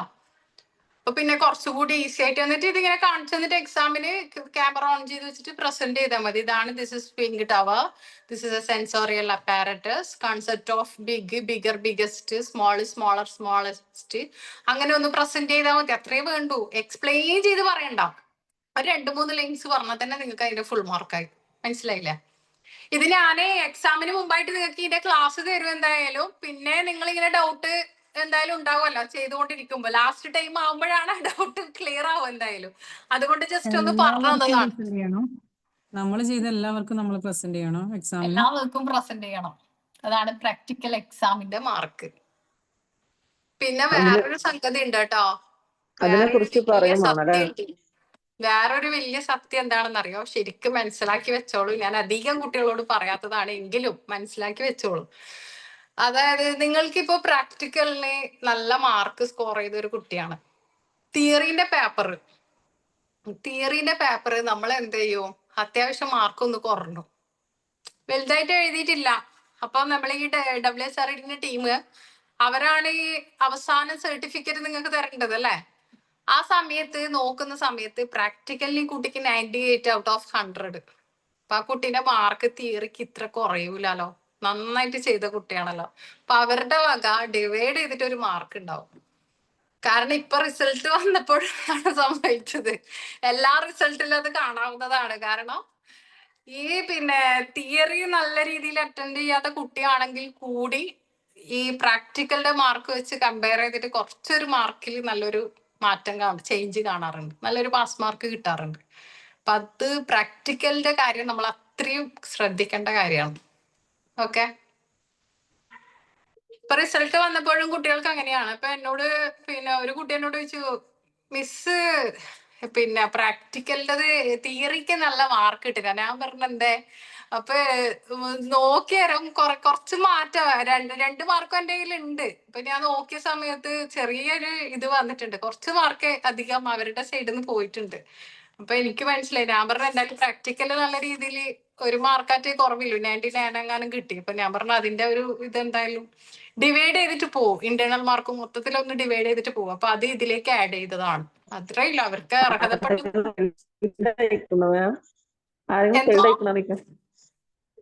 ആരെങ്കിലും ഫെയിൽ ആയിക്കണോ എക്സാമിന്? ഫെയിൽ ആയിക്കണോന്ന് ചോദിച്ചിട്ട് ഈ ബാച്ചിലില്ലടാ. ഈ ബാച്ചിലെ മാർക്ക് കുറവ് 35, 45, 55 അങ്ങനെ കിട്ടിയ കുട്ടികളുണ്ട് 100-ലൊക്കെ. പക്ഷെ ഫെയിൽ ആയിട്ടൊന്നുമില്ല. കഴിഞ്ഞ ബാച്ചിലുണ്ടായിരുന്നു കുറച്ച്. എല്ലാ സബ്ജക്റ്റും 100-ലാണ് വരിക എക്സാം? എല്ലാ സബ്ജക്റ്റും എങ്ങനെ? 100-ലാണോ ഉണ്ടാവുക? എല്ലാ സബ്ജക്റ്റും 100-ലാണ് ഉണ്ടാവുന്നത്. പ്രാക്ടിക്കലിന് സെപ്പറേറ്റ് ഉണ്ട്. എല്ലാത്തിനും 100 വെച്ചിട്ട് തന്നെയാണ് പോകുന്നത്. ഔട്ട് ഓഫ് 100 നല്ല മാർക്ക് കിട്ടുന്നവരുണ്ടാവും, കുറച്ച് മാർക്ക് കിട്ടുന്നവരുണ്ടാവും. അത് നമുക്ക് മോഡൽ എക്സാം എഴുതുമ്പോൾ മനസ്സിലാവല്ലോ. വലിയ ടെൻഷനൊന്നും ഇല്ല. നിങ്ങൾക്ക് ഒരു ബുദ്ധി ഇല്ലേ, ക്ലാസ്സിലിരിക്കുന്ന ഒരു ബുദ്ധി ഇല്ലേ, അത് വെച്ചിട്ട് എഴുതിയാൽ മതി. ഇത്രയും ക്ലാസ്സിലിരിക്കുമ്പോ ഒരു ബുദ്ധി ഇല്ലേ? എന്റെ ക്ലാസ്സിൽ ഇരിക്കുന്നില്ലേ? അതിന്റെ ബുദ്ധി ഉണ്ടാവണ്ടേ പിന്നെ, അല്ലേ ചേച്ചി? എനിക്ക് ഭയങ്കര കോൺഫിഡൻസ് ആണ്, എന്താണെന്ന് അറിയില്ല, സത്യമാണ്. ഞാൻ എന്റെ എക്സാം എഴുതുന്ന സമയത്ത് ഇങ്ങനെ തന്നെയാണ് കേട്ടോ. എന്റെ എക്സാം എഴുതുന്ന സമയത്ത് തലേന്ന് വരെ തൊട്ട് നോക്കൂല. തലേന്ന് രാത്രി എഴുതുന്നില്ലാത്ത ടെൻഷനും ആവിലാതിയും വേവലാതിയെല്ലാം കൂടിയിട്ട് എന്തൊക്കെയോ എന്തൊക്കെയോ ഞാൻ ഷോർട്ടാക്കിയിട്ട് നിങ്ങൾക്ക് ക്ലാസ്സിൽ പറഞ്ഞിരുന്ന പോലെ തന്നെയാണ്. എന്തെങ്കിലും ഇൻസിഡൻസ് ഇങ്ങനെ കണക്ട് ചെയ്തിട്ട് പഠിക്കും. എന്നിട്ട് അത് വെച്ചിട്ട് അതാവുമ്പോ അവിടെ പോയിട്ട് പൊട്ടരി ഇരിക്കുന്ന പോലെ ഇരുന്നതിനാലും പെട്ടെന്ന് ഓർമ്മ വരും. എവിടെ നിന്നില്ലാതെ ഓർമ്മ വരാതെ വെച്ചിട്ട് എഴുതും.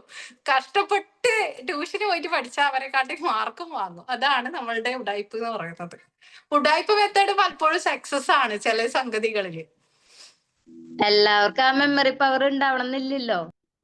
അല്ല, ഇങ്ങനെയൊക്കെ കണക്ട് ചെയ്ത് പഠിക്കുമ്പോൾ എല്ലാവർക്കും കിട്ടും. നമ്മള് മരിയ മോണ്ടിസോറി പറഞ്ഞത് എന്താ? എക്സ്പീരിയൻസിലൂടെ അനുഭവിച്ചു കണ്ടാൽ കൊണ്ട് പഠിക്കുന്നവനെ ഒരിക്കലും മറക്കൂല. അത് സത്യമാണ്. നമ്മളോട് പലരും നമ്മളെ ഉപദേശിക്കുന്നുണ്ടാവും, അത് വേണ്ട ഇത് വേണ്ട എന്നൊക്കെ. പക്ഷെ നമ്മളത് അനുഭവിക്കുമ്പോൾ തോന്നും, ഓ ഇതാണല്ലേ സംഭവം എന്ന്. അതന്നെ സത്യാണത്. അപ്പൊ നമ്മൾ അനുഭവിച്ചിട്ടാണ് പഠിക്കണത്, ഓരോന്ന് എക്സ്പീരിയൻസിലൂടെയാണ് പഠിക്കുന്നത്. അപ്പൊ പിന്നെ എന്തായാലും മറക്കാനൊന്നും ചാൻസ് ഇല്ല. ഞങ്ങൾക്കൊക്കെ അത്രയും മെമ്മറി പവർ ഉണ്ടെങ്കിൽ മിസ്സിനെ ഞങ്ങൾ പഠിപ്പിച്ചേനെ. അയ്യോ,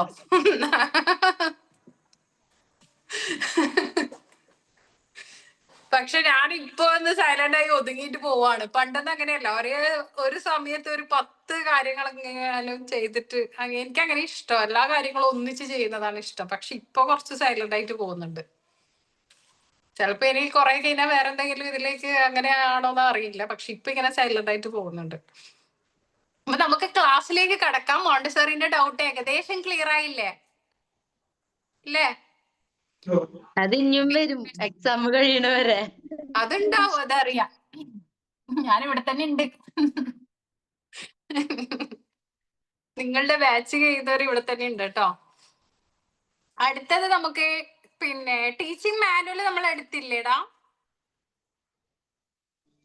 എന്റെ സ്വന്തം ടീച്ചിങ് മാനുവല് അത് കംപ്ലീറ്റ് ആയിട്ടില്ല എന്നാണ് എന്റെ നിഗമനം. Okay okay okay. ഇത് ഒരുപാട് ബാച്ച് ഉള്ളത് കൊണ്ടില്ലേ ഈ ടെക്സ്റ്റ് ബുക്കിൽ മാർക്ക് ചെയ്യാനും പറ്റില്ലല്ലോ, ഏത് ബാച്ചിന്റെ ആണെന്ന് എഴുതേണ്ടി വരും. അങ്ങനെയാണെങ്കിൽ ഞാൻ ടെക്സ്റ്റ് ബുക്ക് പിന്നീട് നോക്കാൻ പറ്റാത്ത അവസ്ഥയായിരിക്കും. അപ്പൊ നമ്മളില്ലേ എന്റെ സ്വന്തം ടീച്ചിങ് മാനുവൽ എന്ന് പറയുന്നത് നിങ്ങളുടെ സ്വന്തം ടീച്ചിങ് മാനുവൽ. നിങ്ങൾ എന്താ എഴുതിയതെന്ന് ഓർമ്മയില്ലേ?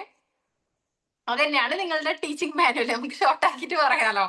അപ്പൊ ഇവിടെ ഇല്ലേ അധ്യാപികയുടെ ഉത്തരവാദിത്തം എന്താണ്?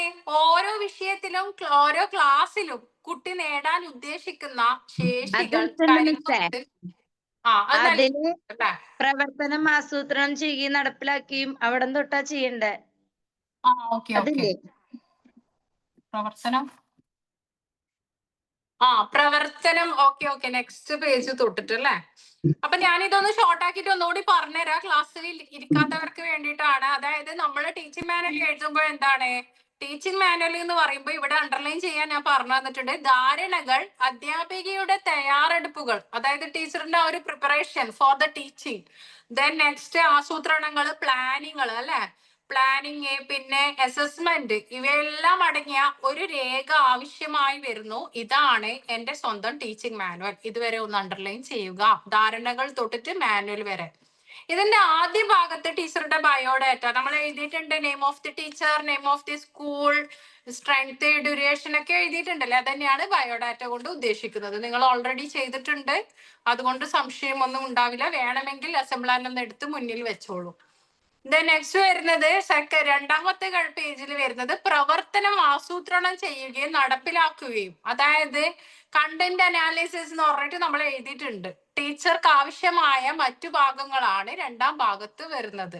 അവിടെ നമുക്ക് എന്തൊക്കെ ചേർക്കാം? പാട്ടുകള്, കവിതകള്, കഥകള്, പഴഞ്ചൊല്ലുകള്, കടങ്കവിതകൾ, പേപ്പർ കട്ടിങ്ങുകൾ തുടങ്ങിയവയുടെ കളക്ഷൻ ഇവിടെ നമുക്ക് ചേർക്കാവുന്നതാണ്. നമ്മൾ അതിന് ടീച്ചിങ് എയ്ഡ്സ് എന്നൊക്കെ പറഞ്ഞിട്ട് എഴുതുന്നുണ്ടല്ലേ. പിന്നെ ഇവിടെ പറയുന്നത് പരിശീലനങ്ങൾ, ക്ലസ്റ്റർ യോഗങ്ങൾ, സഹപ്രവർത്തനം, നമ്മളുടെ കൊളീഗ്സ് ഒക്കെ ആയിട്ടുള്ള ഒരു കമ്മ്യൂണിക്കേഷൻ, അതിൽ നിന്നൊക്കെ നമുക്ക് എന്താണ് കിട്ടുന്ന ധാരണകളും ഈ ശേഖരണത്തിൽ അപ്പോൾ എഴുതി ചേർക്കണം. നമുക്ക് എന്തെങ്കിലും ഒരു കറക്ഷൻ കിട്ടുകയാണെങ്കിൽ, എവിടെയെങ്കിലും ഒരു കണക്ഷൻ കിട്ടുകയാണെങ്കിൽ നമ്മൾ അതും കൂടി ഇതിൽ എഴുതി ചേർക്കണം. ടീച്ചിങ് മാനുവൽ ഒരു ദിവസം എഴുതിയത് പിറ്റേ ദിവസം എഴുതാൻ പറ്റുമോ? മാറ്റം വേണ്ടേ? അല്ലേ? അല്ലെ ഇന്നലെ വെച്ച ചോറ് ഇന്നും കഴിക്കുന്നത് പോലെ ആയിരിക്കും. അങ്ങനെ ശരിയാവോ? ഇല്ല. അപ്പൊ ഇവിടെ ഓരോ പഠനത്തിനും വേണ്ടിയുള്ള പഠന ആസൂത്രണമാണ്. അതായത് നമ്മള് പഠനാസൂത്രണം പിന്നെ അതായത് ലേണിംഗ് ആക്ടിവിറ്റീസ് നമ്മൾ ചെയ്യുന്നുണ്ട്. ഫെമിന എവിടെയാണ്? എക്സിറ്റ് ആയിക്കോണ്ട് ജോയിൻ ചെയ്തോണ്ടും. ഫെമിന നെറ്റ്വർക്ക് കിട്ടണില്ലടാ. ഇല്ല മിസ്, അതിന്റെ അടുത്ത് കോള് വരുന്നുണ്ട്, അപ്പൊ കട്ടാക്കി പോവാണ്. കോള് ചെയ്യുന്ന ക്ലാസ് ടൈമിന് കോൾ ചെയ്യുന്നവരെ പ്രത്യേകം കേസ് കൊടുക്കണം. അത് അർജന്റ് ആയിട്ട് കോൾ ചെയ്തപ്പോ അറ്റൻഡ് ചെയ്യുന്നുണ്ട്, പിന്നെ ഇതാവണുണ്ട്, കട്ടാവുന്നുണ്ട്. ഓക്കെ. അപ്പൊ ഇവിടെ ആദ്യത്തെ ഭാഗത്ത് നമ്മൾ ബയോഡാറ്റ എഴുതി. പിന്നെ നമ്മൾ ക്ലാസ് എടുക്കാൻ പോകുന്ന ഒരു വിഷയത്തെ കുറിച്ചുള്ള ഒരു പ്ലാനിങ് ആണ് രണ്ടാമത്തെ ഭാഗത്ത് വരുന്നത്. മൂന്നാമത്തെ ഭാഗത്ത് വരുന്നത് എന്താണ്? രണ്ടാമത്തെ ഭാഗത്ത് പിന്നെ നമുക്ക് ഈ ടീച്ചേഴ്സ്, നമ്മുടെ സ്റ്റാഫ് റൂമിൽ കൊളീഗ്സും മറ്റെന്താണ് നമ്മളുടെ മീറ്റിംഗ് ഗ്രൂപ്പ്, ഇവയിൽ നിന്നൊക്കെ കിട്ടുന്ന ഇൻസ്ട്രക്ഷൻസ് അല്ലെ. വേണമെങ്കിൽ പറയാ കുട്ടികൾ തീരെ ആക്റ്റീവ് അല്ല, ഒന്നും ചെയ്യണില്ല, കുട്ടികൾക്ക് കുറച്ച് ആക്ടിവിറ്റീസ് കൊടുക്കണം എന്നൊക്കെ ടീച്ചേഴ്സിന്റെ ഗ്രൂപ്പിൽ ഡിസ്കഷൻ നടക്കും. അപ്പൊ അതുമായി റിലേറ്റഡ് ആയിട്ട് നമ്മൾ ഇത്രയും ആക്ടിവിറ്റീസ് ഒക്കെ കൊടുത്ത് കുട്ടികളെ പഠിപ്പിച്ചു കൊടുക്കും. അപ്പൊ ഇതൊക്കെയാണ് നമ്മൾ രണ്ടാമത്തെ ഭാഗത്ത് ഇൻക്ലൂഡ് ചെയ്യേണ്ടത്. മൂന്നാമത്തെ ഭാഗത്ത് പഠന ആസൂത്രണം, ലേണിംഗ് ആക്ടിവിറ്റീസ് അല്ലെങ്കിൽ ലേണിംഗ് പ്ലാൻ എന്താണെന്നുള്ളതാണ് അവിടെ കൊടുക്കുന്നത്. ഇപ്പൊ ഇവിടെ നമ്മള് പിന്നെ കുട്ടികൾക്ക് ഉണ്ടാവേണ്ട ശേഷി, അത് മാത്രമല്ല കുട്ടികളുടെ റെസ്പോൺസ്, ഇവയൊക്കെ മൂന്നാമത്തെ ഭാഗത്ത് നമ്മൾ എഴുതുന്നുണ്ട്. പിന്നെ സ്റ്റുഡൻസ് റെസ്പോൺസ് എന്നൊക്കെ പറഞ്ഞിട്ട് നിങ്ങൾ എഴുതിയിട്ടില്ലേ ഒരു സൈഡില്? ഓർമ്മയില്ലേ? യെസ് മാം എല്ലാരും എഴുതു. Yes ma'am, no ma'am, thank you ma'am, good morning ma'am, good night മാം.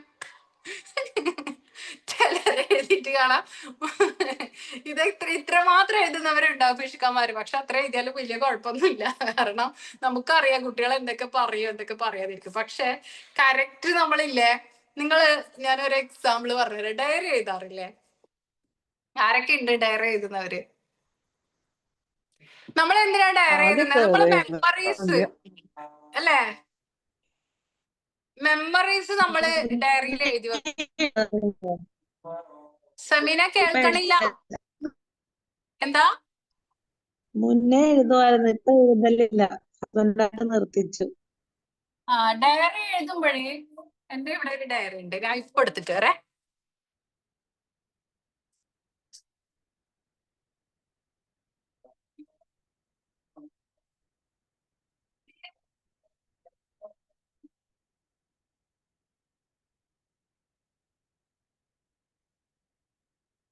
അതായത് നമ്മൾ ഈ ഡയറി എഴുതുന്നത് എന്തിനാ? ഞാൻ എഴുതിയത് വായിച്ചറിയും ചെയ്യില്ല, പക്ഷെ ഒരു രസകരമായ സംഭവം പറഞ്ഞുതരാം.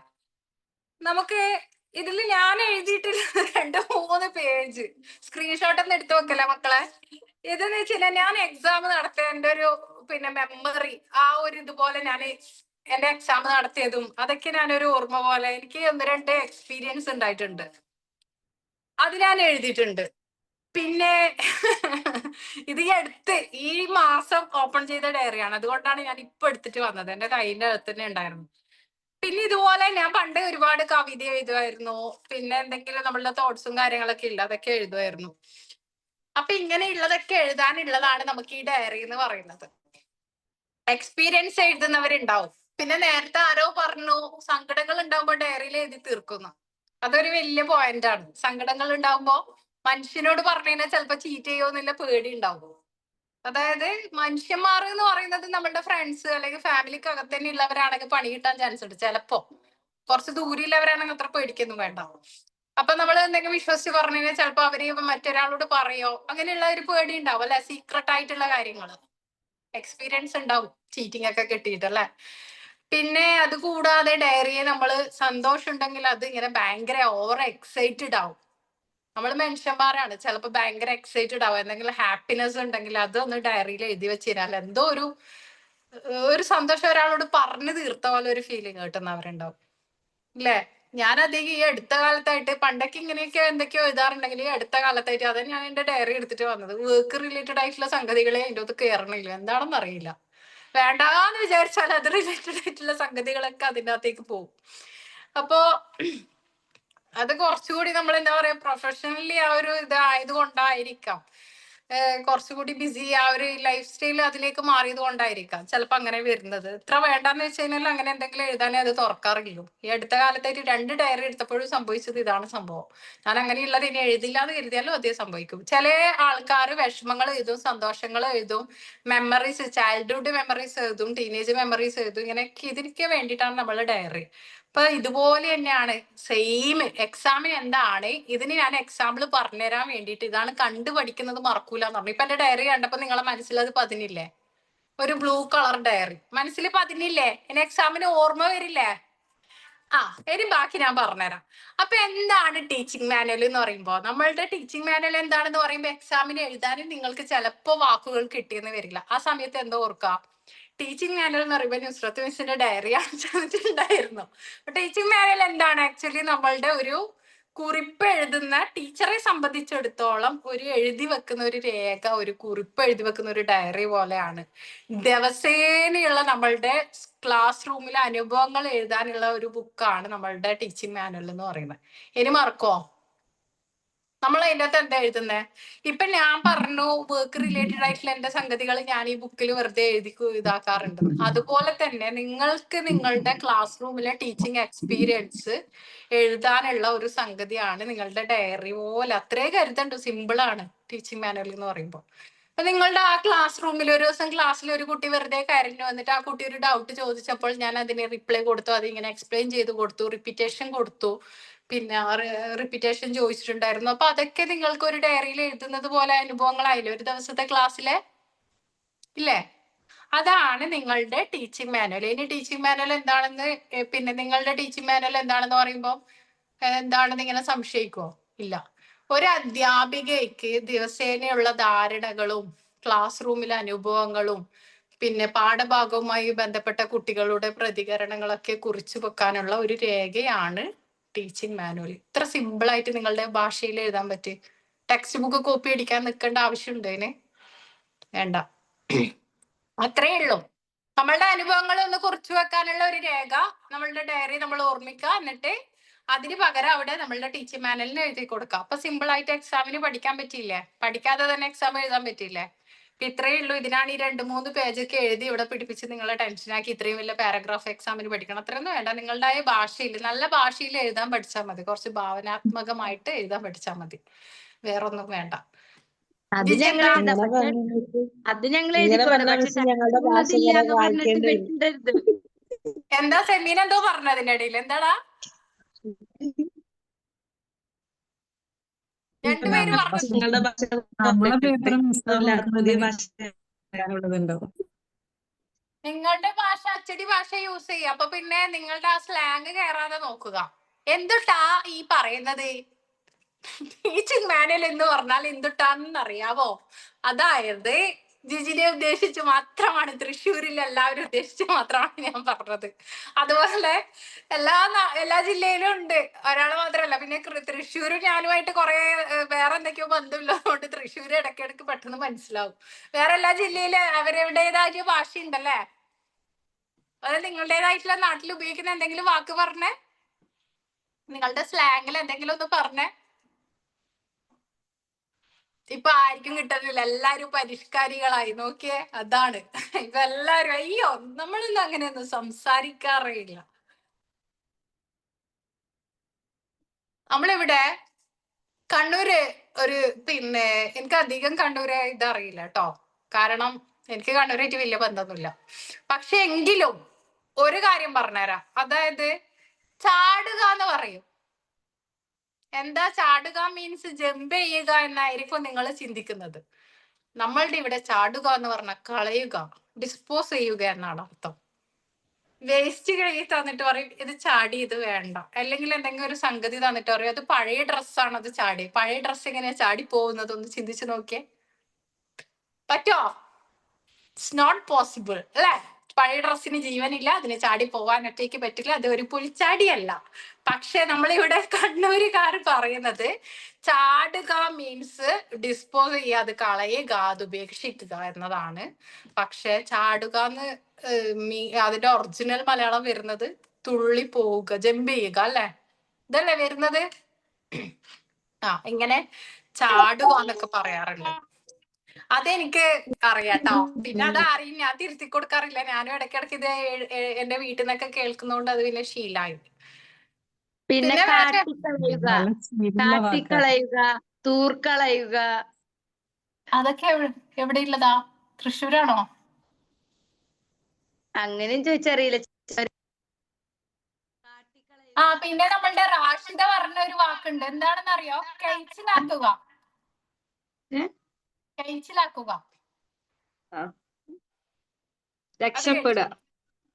രക്ഷപ്പെടുകയാണല്ലേ ഇതിന്റെ അർത്ഥം? ഞാൻ എപ്പോഴും വിചാരിക്കും കഴിച്ചിലാക്കുക. ഞാൻ ഏകദേശം ഊഹിച്ചിരുന്നു. തീർക്കുക മീൻസ് ഫിനിഷ് ചെയ്യുക അല്ലെ? ക്ലോസ് ചെയ്യുക, ടു ബി ക്ലോസ് അല്ലെങ്കിൽ ഫിനിഷ്, അങ്ങനെയൊക്കെയാണ് ഞാൻ അതിന്റെ അർത്ഥം ചിന്തിച്ചത്. അപ്പൊ കഴിച്ചിലാക്കുക മീൻസ് രക്ഷപ്പെടുക. രക്ഷപ്പെടുക. അത് മലപ്പുറം സ്ലാങ്. അത് മലപ്പുറമാണ്. മലപ്പുറം പഠിച്ചു. ഇനിയിപ്പോ ഓൺലൈൻ ക്ലാസ്സിൽ ഇരുന്നിട്ട് ഞാൻ കുറെ എന്തൊക്കെയോ പഠിച്ചു. നിങ്ങളൊന്നും പഠിച്ചിട്ടില്ലെങ്കിൽ ഞാൻ എന്തൊക്കെയോ പഠിച്ചു മക്കളെ. അതാണ് ഇപ്പൊ മനസ്സിലായില്ലേ ജിജി? നമ്മളുടെ ഒരു ഭാഗത്തിലെ കുരുട്ട് ബുദ്ധി എന്ന് പറയുന്നത് ഇതാണ്. അപ്പൊ മിസ് മാർക്കിനനുസരിച്ച് നമ്മൾ കൂടുതൽ എഴുതണ്ടേ? കൊറേ മാർക്കിന് വന്നാൽ ഇത് പോരല്ലോ.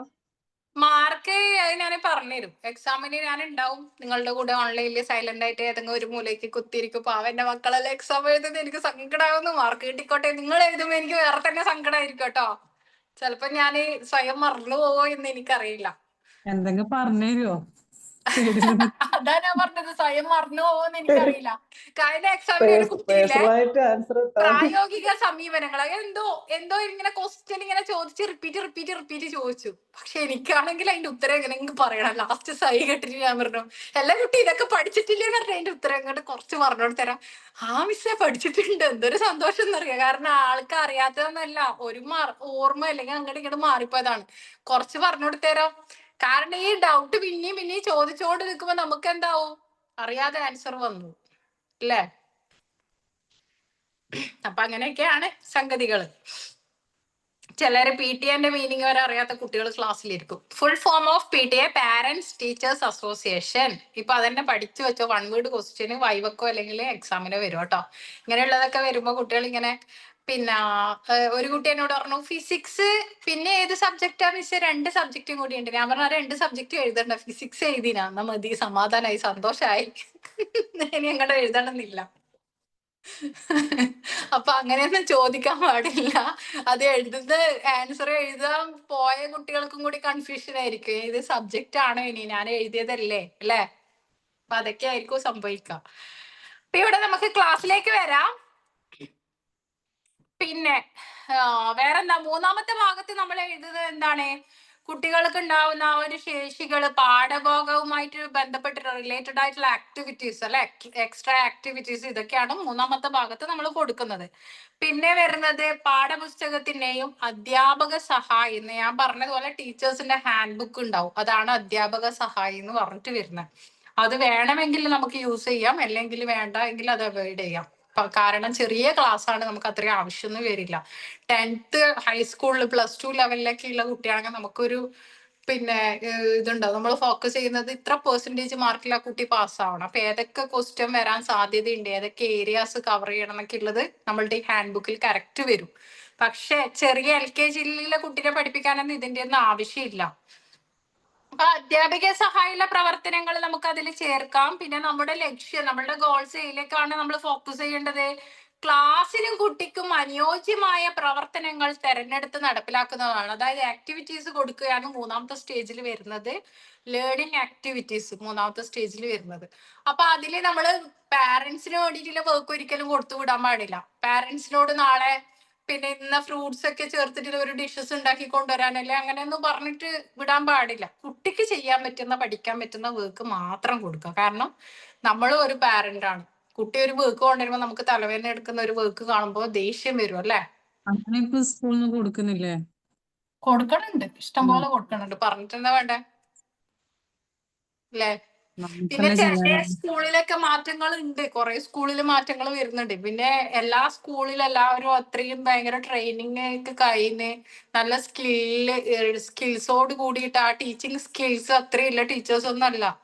പല ടീച്ചേഴ്സ് സ്കൂളിൽ കയറുന്നത് പലരുടെയും കെയർ ഓഫിൽ കയറുന്നവരൊക്കെ ഉണ്ട്. അതാണ് മറ്റു കുട്ടികളുടെ ഭാവി നശിപ്പിക്കുന്നതും. ഇപ്പൊ നിങ്ങളൊക്കെ എത്ര കഷ്ടപ്പെട്ടിട്ട് 1 വർഷം അല്ലെങ്കിൽ 1.5 വർഷം പഠിച്ചിട്ട് പോകുന്നത്, എത്ര കഷ്ടപ്പെട്ടിട്ടുണ്ട് ഓരോ കാര്യങ്ങളും. നമ്മൾ തന്നെ ഇപ്പൊ എന്തൊക്കെയോ എത്ര കഷ്ടപ്പെട്ടിട്ട് ഓരോ ക്ലാസ്സിൽ, ഓരോ ലൈഫിൽ, ഓരോ എക്സ്പീരിയൻസ് നിങ്ങൾക്ക് ഷെയർ ചെയ്തിരുന്നത് എന്തിനാ? നിങ്ങൾക്ക് ഓരോന്നും മനസ്സിലാവാൻ വേണ്ടിയിട്ടാണ്. കാരണം ഒരു തലമുറയെ വാർത്തെടുക്കാനുള്ളതാണ് അധ്യാപകർ എന്ന് പറയുന്നത്. അപ്പൊ ഇതൊന്നും കിട്ടാതെ വെറും ഡിഗ്രിയോ +2 പഠിച്ച് എന്തെങ്കിലും 2 മാസത്തെ കോഴ്സും കഴിഞ്ഞിട്ട് കയറുന്നവരുണ്ട്. ചിലപ്പോ അങ്കിളോ ആന്റിയോ ആരെങ്കിലും അവിടെ സീനിയറിറ്റി ആരെങ്കിലും ഉണ്ടാവും സ്കൂളിൽ, മാനേജ്മെന്റിൽ ഏതിലെങ്കിലും. അപ്പൊ കയറും, കുട്ടികളുടെ ഭാവി അതോടെ നശിച്ചു, കുട്ടികൾക്കൊന്നും കിട്ടില്ല. നിങ്ങൾക്കറിയാലോ ഇപ്പൊ ഒരു കുട്ടീന്റെ മുമ്പിൽ എങ്ങനെ പെരുമാറണം ഒരു ടീച്ചർ ആയാലെന്ന്. ഇനി ഒന്നും പറഞ്ഞു കൊടുക്കാൻ പറ്റില്ല, ഒരു നല്ല ചിരിച്ച് നല്ലൊരു സ്നേഹത്തോടു കൂടി പെരുമാറിയാൽ തന്നെ ആ കുട്ടിയുടെ ടെക്സ്റ്റ് ബുക്ക് വേണമെങ്കിൽ ഒറ്റയ്ക്ക് വായിച്ചിട്ട് എക്സാം എഴുതും. അത്രേ വേണ്ടൂ. നമ്മൾ ആ ടീച്ചിങ് സ്കില്ല് എന്ന് പറയുന്നത് അങ്ങനെയാണ്. ആ കുട്ടിക്ക് കൊടുക്കുന്ന ആ ഒരു ലൈഫാണ് ടീച്ചിങ് സ്കില്ലിൽ നമ്മളുടെ കാണേണ്ടത്. അപ്പൊ ഇതൊന്നും ഇല്ലാതെ, ട്രെയിനിങ് ഒന്നും കിട്ടാതെ വരുന്നവര് കുട്ടികളുടെ ലൈഫ് കളയും. അവർക്ക് എന്ത് ആക്ടിവിറ്റി കൊടുക്കാൻ അറിയാം? ചിലപ്പോ പറയും മറ്റേ ടീച്ചർ അങ്ങനെ കൊടുത്തിട്ടുണ്ട്, അപ്പൊ ഞാൻ വെറൈറ്റി കണ്ടുപിടിക്കണം, എന്നിട്ട് അതിനേക്കാൾ വലിയ എന്തെങ്കിലും കൊടുക്കും. ഒന്നും സംഭവിക്കാൻ പോകുന്നില്ല. അതാണ്. അപ്പൊ ഇവിടെ നമ്മളെ പഠന പ്രവർത്തനങ്ങൾ എന്താണ്? സാഹചര്യങ്ങൾക്ക് ആവശ്യമായ പ്രവർത്തനങ്ങളുടെ എണ്ണവും തരവും അവ നടത്തുന്നതിന്റെ ആവൃത്തിയും വ്യത്യസ്തമായിരിക്കും. അതായത് ഇവിടെ ആവൃത്തി എന്ന് പറയുന്നത്, നമ്മള് ഒരു പിന്നെ ചാപ്റ്റർ വൈസ് ആയിട്ട് ഒരു ആക്ടിവിറ്റി കൊടുത്തു, വീണ്ടും അടുത്ത ചാപ്റ്ററിന് ഇതേപോലത്തെ ഒരു ആക്ടിവിറ്റി കൊടുത്തു കഴിഞ്ഞാൽ കുട്ടിക്ക് ബോറടിക്കില്ലേ? ഓരോ യൂണിറ്റ് വൈസ് ആയിട്ട് ഓരോ ആക്ടിവിറ്റി കൊടുക്കുമ്പോൾ നമ്മൾ പ്രത്യേകം ശ്രദ്ധിക്കേണ്ടത് ഡിഫറെന്റ് ആക്ടിവിറ്റീസ് ആയിരിക്കണം. ഇന്ന് കുട്ടീനോട് പറഞ്ഞു കുറച്ച് സംഗതികൾ പേപ്പർ കട്ടിങ് വെച്ചിട്ട് അതിങ്ങനെ പേസ്റ്റ് ചെയ്തിട്ട് എന്തെങ്കിലുമൊക്കെ ചെയ്യാൻ, അടുത്ത ആക്ടിവിറ്റി അതന്നെ കൊടുക്കുമ്പോൾ കുട്ടിക്കും ബോറടിക്കും. ഇത് കാണുന്ന പാരന്റ്സും ദൈവം എനിക്ക് എപ്പോഴും പേപ്പർ മുറിച്ച് ഒട്ടിക്കാനേ ഇല്ലൂ എന്ന് പറയും. അങ്ങനെ പറയുന്ന ഒരുപാട് കേൾക്കാറുണ്ടല്ലേ? പിന്നെ അതുപോലെ ആക്ടിവിറ്റീസ് കൊടുക്കുമ്പോൾ ഡിഫറെന്റ് ആക്ടിവിറ്റീസ് വേണം കൊടുക്കാൻ. അതിന് വേണ്ടിയിട്ടാണ് നിങ്ങളിപ്പോ ഇന്നലെ ഞാനൊരു നോട്ട് മോണ്ടിസോറിന്റെ ഇട്ടു തന്നു. അതിൽ നിങ്ങൾക്ക് ഒരുപാട് ടീച്ചിങ് എയ്ഡ്സ് കാണാൻ പറ്റുന്നുണ്ട്. അതിന് എന്തെങ്കിലും ഒന്ന് ആഡ് ചെയ്തിട്ട് അങ്ങനെയുള്ള ആക്ടിവിറ്റീസ് കുട്ടികൾക്ക് ചെയ്യാൻ കൊടുത്തു നോക്കിയാൽ കുട്ടികൾ പെട്ടെന്ന് ഇൻട്രസ്റ്റിംഗ് ആയിട്ട് ചെയ്യും. അതിൽ നമ്മൾ അതിന്റെ എന്താണ് അതുകൊണ്ട് ഉദ്ദേശിക്കുന്നത്, എയിംസ് എന്താണെന്നുള്ളതൊക്കെ നമ്മൾ എഴുതിയിട്ടുണ്ടല്ലേ? മാത്തമാറ്റിക്കൽ സ്കില്ലുണ്ട്, ലാംഗ്വേജ് സ്കില്ലുണ്ട് അല്ലെ, എല്ലാം ഉണ്ട്. അപ്പൊ ഓരോ സ്കില്ലിനനുസരിച്ച് ഓരോ ആക്ടിവിറ്റീസ് അതിൽ നിന്ന് എടുത്തിട്ട് കൊടുത്താലും മതി. ഓക്കെ അല്ലേ? ഒരു ആക്ടിവിറ്റിയും മറ്റൊരു ആക്ടിവിറ്റിയുമായിട്ട് ഡിഫറെന്റ് ആയിരിക്കണം. ട്യൂസ്ഡേ അല്ലേ മിസ് അയച്ചു തന്നിട്ടുള്ളത്? എന്താ ലാസ്റ്റ് നോട്ട് അയച്ചു തന്നത് ട്യൂസ്ഡേ അല്ലേ ലാസ്റ്റ് നോട്ട് അയച്ചു തന്ന പിന്നെ ട്യൂസ്ഡേ 2 days ബിഫോർ അല്ലേ? യെസ്. മറ്റേ മോണ്ടിസറിന്റെ നോട്ട്സ് അല്ലേ ലാസ്റ്റ് കിട്ടിയത് നിങ്ങൾക്ക്? പ്രീ പ്രൈമറിന്റെ നോട്ട്സ് പെൻഡിങ് ഇല്ലോ? നിങ്ങളെ സംബന്ധിച്ചിടത്തോളം പ്രീ പ്രൈമറിന്റെ നോട്ട്സ് ആണ് ഇപ്പൊ പെൻഡിങ് ഉള്ളത്. മോണ്ടിസറിന്റെ നോട്ട്സ് മിനിനാൻ അയച്ചതോട് കൂടിയിട്ട് നിങ്ങളുടെ ടെക്സ്റ്റ് ബുക്കിൽ നിങ്ങൾ വായിച്ചിട്ടൊന്നും മനസ്സിലാവുന്നില്ല എന്ന് പറഞ്ഞില്ലേ, കുറെ എയിംസും കാര്യങ്ങളൊക്കെ എഴുതിയത്. ആ എയിംസ് ഒക്കെ ഷോർട്ട് നോട്ട് ആക്കിയിട്ട് സിമ്പിൾ ആയിട്ടുള്ള വേർഡ്സ് വെച്ചിട്ട്, അതായത് സിമ്പിൾ ലാംഗ്വേജ് ആയിട്ട് നിങ്ങൾക്ക് അയച്ചു തന്നിട്ടുണ്ട്, പെട്ടെന്ന് പഠിക്കാൻ പറ്റുന്ന രീതിയിൽ. നിങ്ങളുടെ ടെക്സ്റ്റ് ബുക്കിലുള്ള കംപ്ലീറ്റ് അപ്പാരറ്റസിന്റെ എയിംസ് അതിൽ ഞാൻ എഴുതിയിട്ട് തന്നിട്ടുണ്ട്. അത് അത്രയും ഞാൻ ഷോർട്ട് ആക്കിയിട്ടാണ് തന്നത്. ഒരു അപ്പാരറ്റസും വിട്ടിട്ടില്ല. അതിൽ നമ്മൾ പ്രീ പ്രൈമറിക്ക് വേണ്ടത് മോണ്ടിസറിക്ക് വേണ്ടത് രണ്ടും കൂടി ഇൻക്ലൂഡ് ചെയ്തിട്ട് ഷോർട്ട് നോട്ട് ആക്കിയിട്ട് തന്നിട്ടുണ്ട്. ഇനി നമുക്ക് മോണ്ടിസറിയെ സംബന്ധിച്ചിടത്തോളം നോട്ട്സ് വേണ്ടത് ഇനി എടുക്കുന്ന ക്ലാസിന്റെ നോട്ട്സേ വേണ്ടു. ഇനി അങ്ങോട്ടില്ല, ക്ലാസിന്റെ തിയറി ബേസ് ആയിട്ട് പാരഗ്രാഫ് ക്വസ്റ്റ്യൻ വരും. ആ നോട്ട്സ് ആണ് ഇനി എഴുതാനുള്ളത്. അന്നേരം എടുത്തിട്ടില്ലേ ഒരു ലാംഗ്വേജ് മാത്തമാറ്റിക്കൽ? അതിന്റെ ഇനി കണ്ടിന്യൂഷൻ കൾച്ചർ അപ്പാരറ്റസിന്റെ ഞാൻ പറഞ്ഞു തന്നിട്ടുണ്ടെന്ന് തോന്നുന്നു. പക്ഷെ അതിന്റെ നോട്ട്സ് ഉണ്ട്, കുറച്ച് നോട്ട്സ് അതിന്റെ. പിന്നെ ഇനി കുറച്ച് എഴുതാനുള്ള 3 പീരീഡ് ലെസൺ പ്ലാൻ എഴുതി വെക്കാനുണ്ട്. അത് എഴുതിയിട്ടില്ലല്ലോ? അതൊക്കെയാണ് ഇനി മോണ്ടിസറിന്റെ തിയറി പാരഗ്രാഫ് ക്വസ്റ്റ്യൻ വരുന്ന നോട്ട്സ് ആണ് ഇനി ഉള്ളത്. പിന്നെ വൈവന്റെ ഒരു 10-20 ക്വസ്റ്റ്യനും. അതായി കഴിഞ്ഞാൽ മോണ്ടിസറിന്റെ ആ നോട്ട്സ് എഴുതിയത് തീർന്നു. പിന്നെ നമുക്ക് കുറച്ച് ക്ലാസ് എടുക്കാനുണ്ട്, പിന്നെ പ്രാക്ടിക്കൽ അപ്പാരറ്റസിന് വർക്ക് ഉണ്ട്. അതോടുകൂടി മോണ്ടിസറിന്റെ ഇതാവും. അത്രേ ഉള്ളൂ. അപ്പൊ ഇവിടെ നമുക്ക് അതായത് ആക്ടിവിറ്റീസ് കൊടുക്കുമ്പോൾ ഡിഫറെന്റ് ആയിരിക്കണം. 3ാമത്തെ സ്റ്റേജിൽ അത് നമ്മളുടെ ലെസൺ പ്ലാനിൽ എഴുതണം. പിന്നെ പറയുന്നത് പിന്നീട് ദിവസക്രമത്തിൽ അതിൽ നിന്നും പ്രവർത്തനങ്ങൾ തെരഞ്ഞെടുത്ത് നടപ്പിലാക്കുന്നു. ഓരോ പ്രവർത്തനങ്ങളും നമ്മൾ അതിൽ നിന്ന് എടുത്ത് നടപ്പിലാക്കിയിട്ട് ക്ലാസ്സിൽ കുട്ടികളെ കൊണ്ട് ചെയ്യിപ്പിക്കുകയാണ് ചെയ്യുന്നത് അല്ലെ. പ്രവർത്തനത്തിന് ശേഷം ദിവസേന വിലയിരുത്തൽ എഴുതണം. പിന്നെന്താണ്, അതിന്റെ പ്രവർത്തനത്തിന്റെ ഫലപ്രാപ്തി, കുട്ടികളുടെ പ്രതികരണം ഒക്കെ നമ്മൾ എഴുതിയിട്ടുണ്ട്. നമുക്കറിയാം കണ്ടെത്തലുകൾ ആവർത്തിച്ച് കൊടുക്കേണ്ട, റിപ്പീറ്റേഷൻ വരുന്നതൊക്കെ നമ്മൾ അതിൽ എഴുതിയിട്ടുണ്ട് അല്ലെ. പിന്നെ മുൻകൂട്ടി തയ്യാറാക്കിയ പ്രവർത്തനങ്ങളിൽ വരുത്തേണ്ട മാറ്റങ്ങൾ, പ്രീവിയസ് നോളജ് എന്ന് പറഞ്ഞിട്ട് എഴുതിയിട്ടുണ്ട്. ആ പ്രീവിയസ് നോളജ് എഴുതുന്നത് എന്തിനാണെന്നറിയോ? അതല്ല നമ്മൾ പുതിയതായിട്ട് പഠിപ്പിച്ചു കൊടുക്കുന്നത് എന്ന് മനസ്സിലാകാൻ അല്ലെ. ലേണിംഗ് ആക്ടിവിറ്റി എഴുതുമ്പോൾ അതിനു മുമ്പ് പ്രീവിയസ് നോളജ് എഴുതുന്നുണ്ട്. അപ്പൊ ആ പ്രീവിയസ് നോളജും വെച്ചിട്ട് പുതിയ ആക്ടിവിറ്റിയിൽ മാറ്റങ്ങൾ വന്നിട്ടുണ്ടോ എന്ന് നമുക്ക് സ്വയം വിലയിരുത്താനുള്ള ഒരു രേഖയാണ് ടീച്ചിങ് മാനുവൽ എന്ന് പറയുന്നത്. അത് സത്യമാണ്. ഞാനിപ്പോ വീണ്ടും ഞാൻ ഡയറിയിലേക്ക് പോവാണ്. ഒന്നുമില്ല, ഇന്നലെ എനിക്ക് ഒരു ബാഡ് എക്സ്പീരിയൻസ് ഉണ്ടായി. അത് എനിക്ക് ഭയങ്കരമായിട്ട് ടെൻഷൻ ഉണ്ടായി. ഞാൻ കരഞ്ഞു, ആരോടൊക്കെ പറയണ്ടേ കരുതിട്ട് എന്റെ ഡയറിയിൽ എഴുതി തീർത്തു. ഇന്ന് എനിക്ക് ആ ഒരു ട്രോമയിൽ ഞാൻ റിക്കവർ ആയി. എന്നിട്ട് ഇന്ന് എനിക്ക് ആ എക്സ്പീരിയൻസ് അതുപോലെ എഴുതാൻ പറ്റുമോ? അത് അനുഭവിക്കുന്നത് ഇപ്പൊ നിങ്ങൾ ഒരാള് വന്നിട്ട് പിന്നെ ഫേസിൽ സ്ലാപ്പ് ചെയ്തു. അപ്പൊ ആ ഒരു സമയത്ത് നിങ്ങൾക്ക് ഭയങ്കരമായിട്ട് ടെൻഷനും കരച്ചിലൊക്കെ വന്നു. ആ സമയത്ത് നിങ്ങൾ എന്തൊക്കെയോ എഴുതി, ആരോടൊക്കെ പറയാൻ പറ്റില്ല, എഴുതി. നാളെ നിങ്ങൾക്ക് ആ ഒരു ഇതിൽ നിന്ന് ടൈം വെച്ചിട്ട് നമ്മൾ അതിൽ നിന്ന് റിക്കവർ ആവും. നാളെ നിങ്ങൾക്ക് അതുപോലെ ആ ഒരു ഫീലിങ്സ് അതുപോലെ എഴുതാൻ പറ്റുമോ? പറ്റില്ല. അപ്പൊ അത് തന്നെയാണ് നമ്മളുടെ ഡയറി പോലെ തന്നെയാണ് നമ്മളുടെ പ്രീവിയസ് നോളജ് പോലെയല്ല ഇന്നത്തെ ക്ലാസ്. അതന്നെ ഇന്ന് നമുക്ക് പഠിപ്പിച്ചു കൊടുക്കാന്ന് വെച്ചാൽ ചിലപ്പോൾ നമ്മൾ പോലും മറന്നുപോകും ഇന്നലെ ഞാൻ എങ്ങനെയായിരുന്നു ക്ലാസ് എടുത്തിരുന്നു അല്ലേ. അത് ഇന്ന് എടുക്കുന്നതാണ് ഇന്നത്തെ ക്ലാസ്. അപ്പൊ അത്ര തന്നെ നമ്മൾ ഡയറി ഓർമ്മിച്ചിട്ട് ലെസൺ പ്ലാൻ എഴുതിയാൽ മതി. എന്ന് നമുക്ക് ടീച്ചിങ് മാനുവലിന്റെ ആ ഒരു ഇതും കൂടി എടുക്കാം. അതായത് ടീച്ചിങ് മാനുവല് ശേഷികൾ വളർത്തിയെടുക്കുക എന്ന ലക്ഷ്യത്തെ മുൻനിർത്തി നടത്തുന്ന മുൻകൂട്ടിയുള്ള തയ്യാറെടുപ്പുകളും തത്സമയ തീരുമാനങ്ങളുമെല്ലാം പ്രതിഫലിക്കുന്ന രേഖയാണിത്.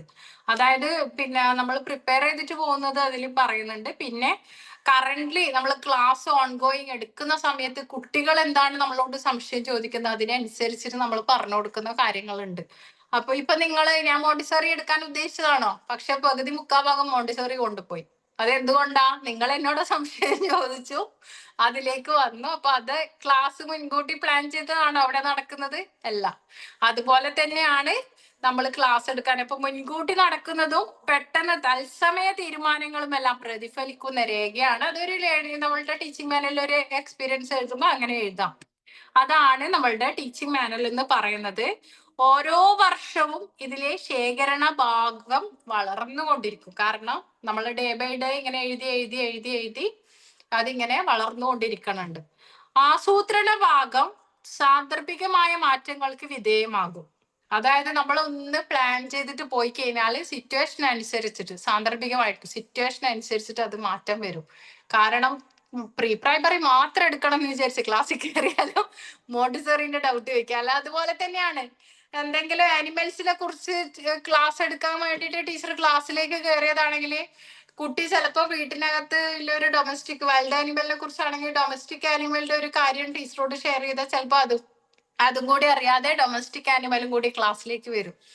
അങ്ങനെ തന്നെയാണ്. അതായത് ആസൂത്രണ ഭാവം ആ ഒരു ഇത് എന്താണ്, സാന്ദർഭിക ആസൂത്രണ ഭാഗം സാന്ദർഭികതയ്ക്കും മാറ്റങ്ങൾക്ക് വിധേയമാകും എന്നാണ് പറയുന്നത്. അതായത് പെട്ടെന്നുള്ള ആ ഒരു സിറ്റുവേഷൻ അനുസരിച്ചിട്ട് ചേഞ്ചസ് വരും. ഇങ്ങനെ എപ്പോഴും വളരുകയും ടീച്ചറെ മറ്റെന്തിനേക്കാളും ഏറെ തുണയ്ക്കുകയും ചെയ്യുന്ന ഏറ്റവും മികച്ച സഹായിയായിരിക്കും എൻ്റെ ടീച്ചിങ് മാനുവൽ. അപ്പൊ എൻ്റെ ടീച്ചിങ് മാനുവൽ എന്നത് മനസ്സിലായില്ലേ? ആദ്യം അതിന് നമ്മൾ 5 മാർക്കിന്റെ ക്വസ്റ്റ്യൻ വന്നതിന് എങ്ങനെയാണ് ഈ ഒരു പിന്നെ അതായത് നമ്മൾ ആദ്യം ഒന്ന് അണ്ടർലൈൻ ചെയ്തിട്ടുണ്ട് ഫസ്റ്റ് പേജിൽ അല്ലെ, ധാരണകൾ തൊട്ടിട്ട്. അപ്പൊ അതിന്റെ ബാക്കി ഇവിടെ ഉള്ളതും കൂടെ അണ്ടർലൈൻ ചെയ്തത് ക്വസ്റ്റ്യൻ ഞാൻ തരുമ്പോ തന്നോളാം. അപ്പൊ ഇങ്ങനെ ഇതാണ് നമ്മുടെ ടീച്ചിങ് മാനുവൽ എന്ന് പറയുന്നത്. ആരെങ്കിലും ബോധ്യപ്പെടുത്താനല്ല, മറിച്ച് സ്വയം ബോധ്യപ്പെടുത്താൻ. നമ്മളിപ്പോ ഒരു ഡയറി എഴുതുമ്പോ ആരെങ്കിലും അത് വായിക്കണം, ഞാൻ ഫേമസ് ആണോ എന്ന് ചിന്തിച്ചിട്ടാണോ എഴുതുന്നത്? അല്ലേ? എന്റെ ഉള്ളിലുള്ള രഹസ്യങ്ങളൊക്കെ എല്ലാവരും അറിയണം. അല്ലെങ്കിൽ ഞാൻ ഫേമസ് ആണോ, ഞാൻ ഇങ്ങനെയൊക്കെ മറ്റുള്ളവർക്ക് ഉപകാരം ചെയ്തു കൊടുത്തിട്ടുണ്ടെന്നുള്ളത് എല്ലാവരും അറിയട്ടെ എന്നൊക്കെ കരുതിയിട്ടാണോ എഴുതി വെക്കുന്നത്? ഒരിക്കലും അല്ല. അത് എഴുതി വെക്കുന്നത് നമ്മളുടെ മനസ്സിനോട് മറ്റൊരു ആത്മാവിനോട് സംസാരിക്കുന്നത് പോലെയൊക്കെ ഫീൽ ചെയ്തിട്ടാണ് എഴുതുന്നത്. അതായത് മനസ്സിലുള്ള ഒരു റിലാക്സേഷൻ. ആക്ച്വലി ഡയറി എഴുതുക എന്ന് പറയുന്നത് ഒന്ന് റിഫ്രഷ് ആവുക, ഒരു റിലാക്സേഷൻ കിട്ടുക, അതിലൂടെ റിഫ്രഷ് ആവുക, അത്രയാണ് നമ്മൾ ഉദ്ദേശിക്കുന്നത്.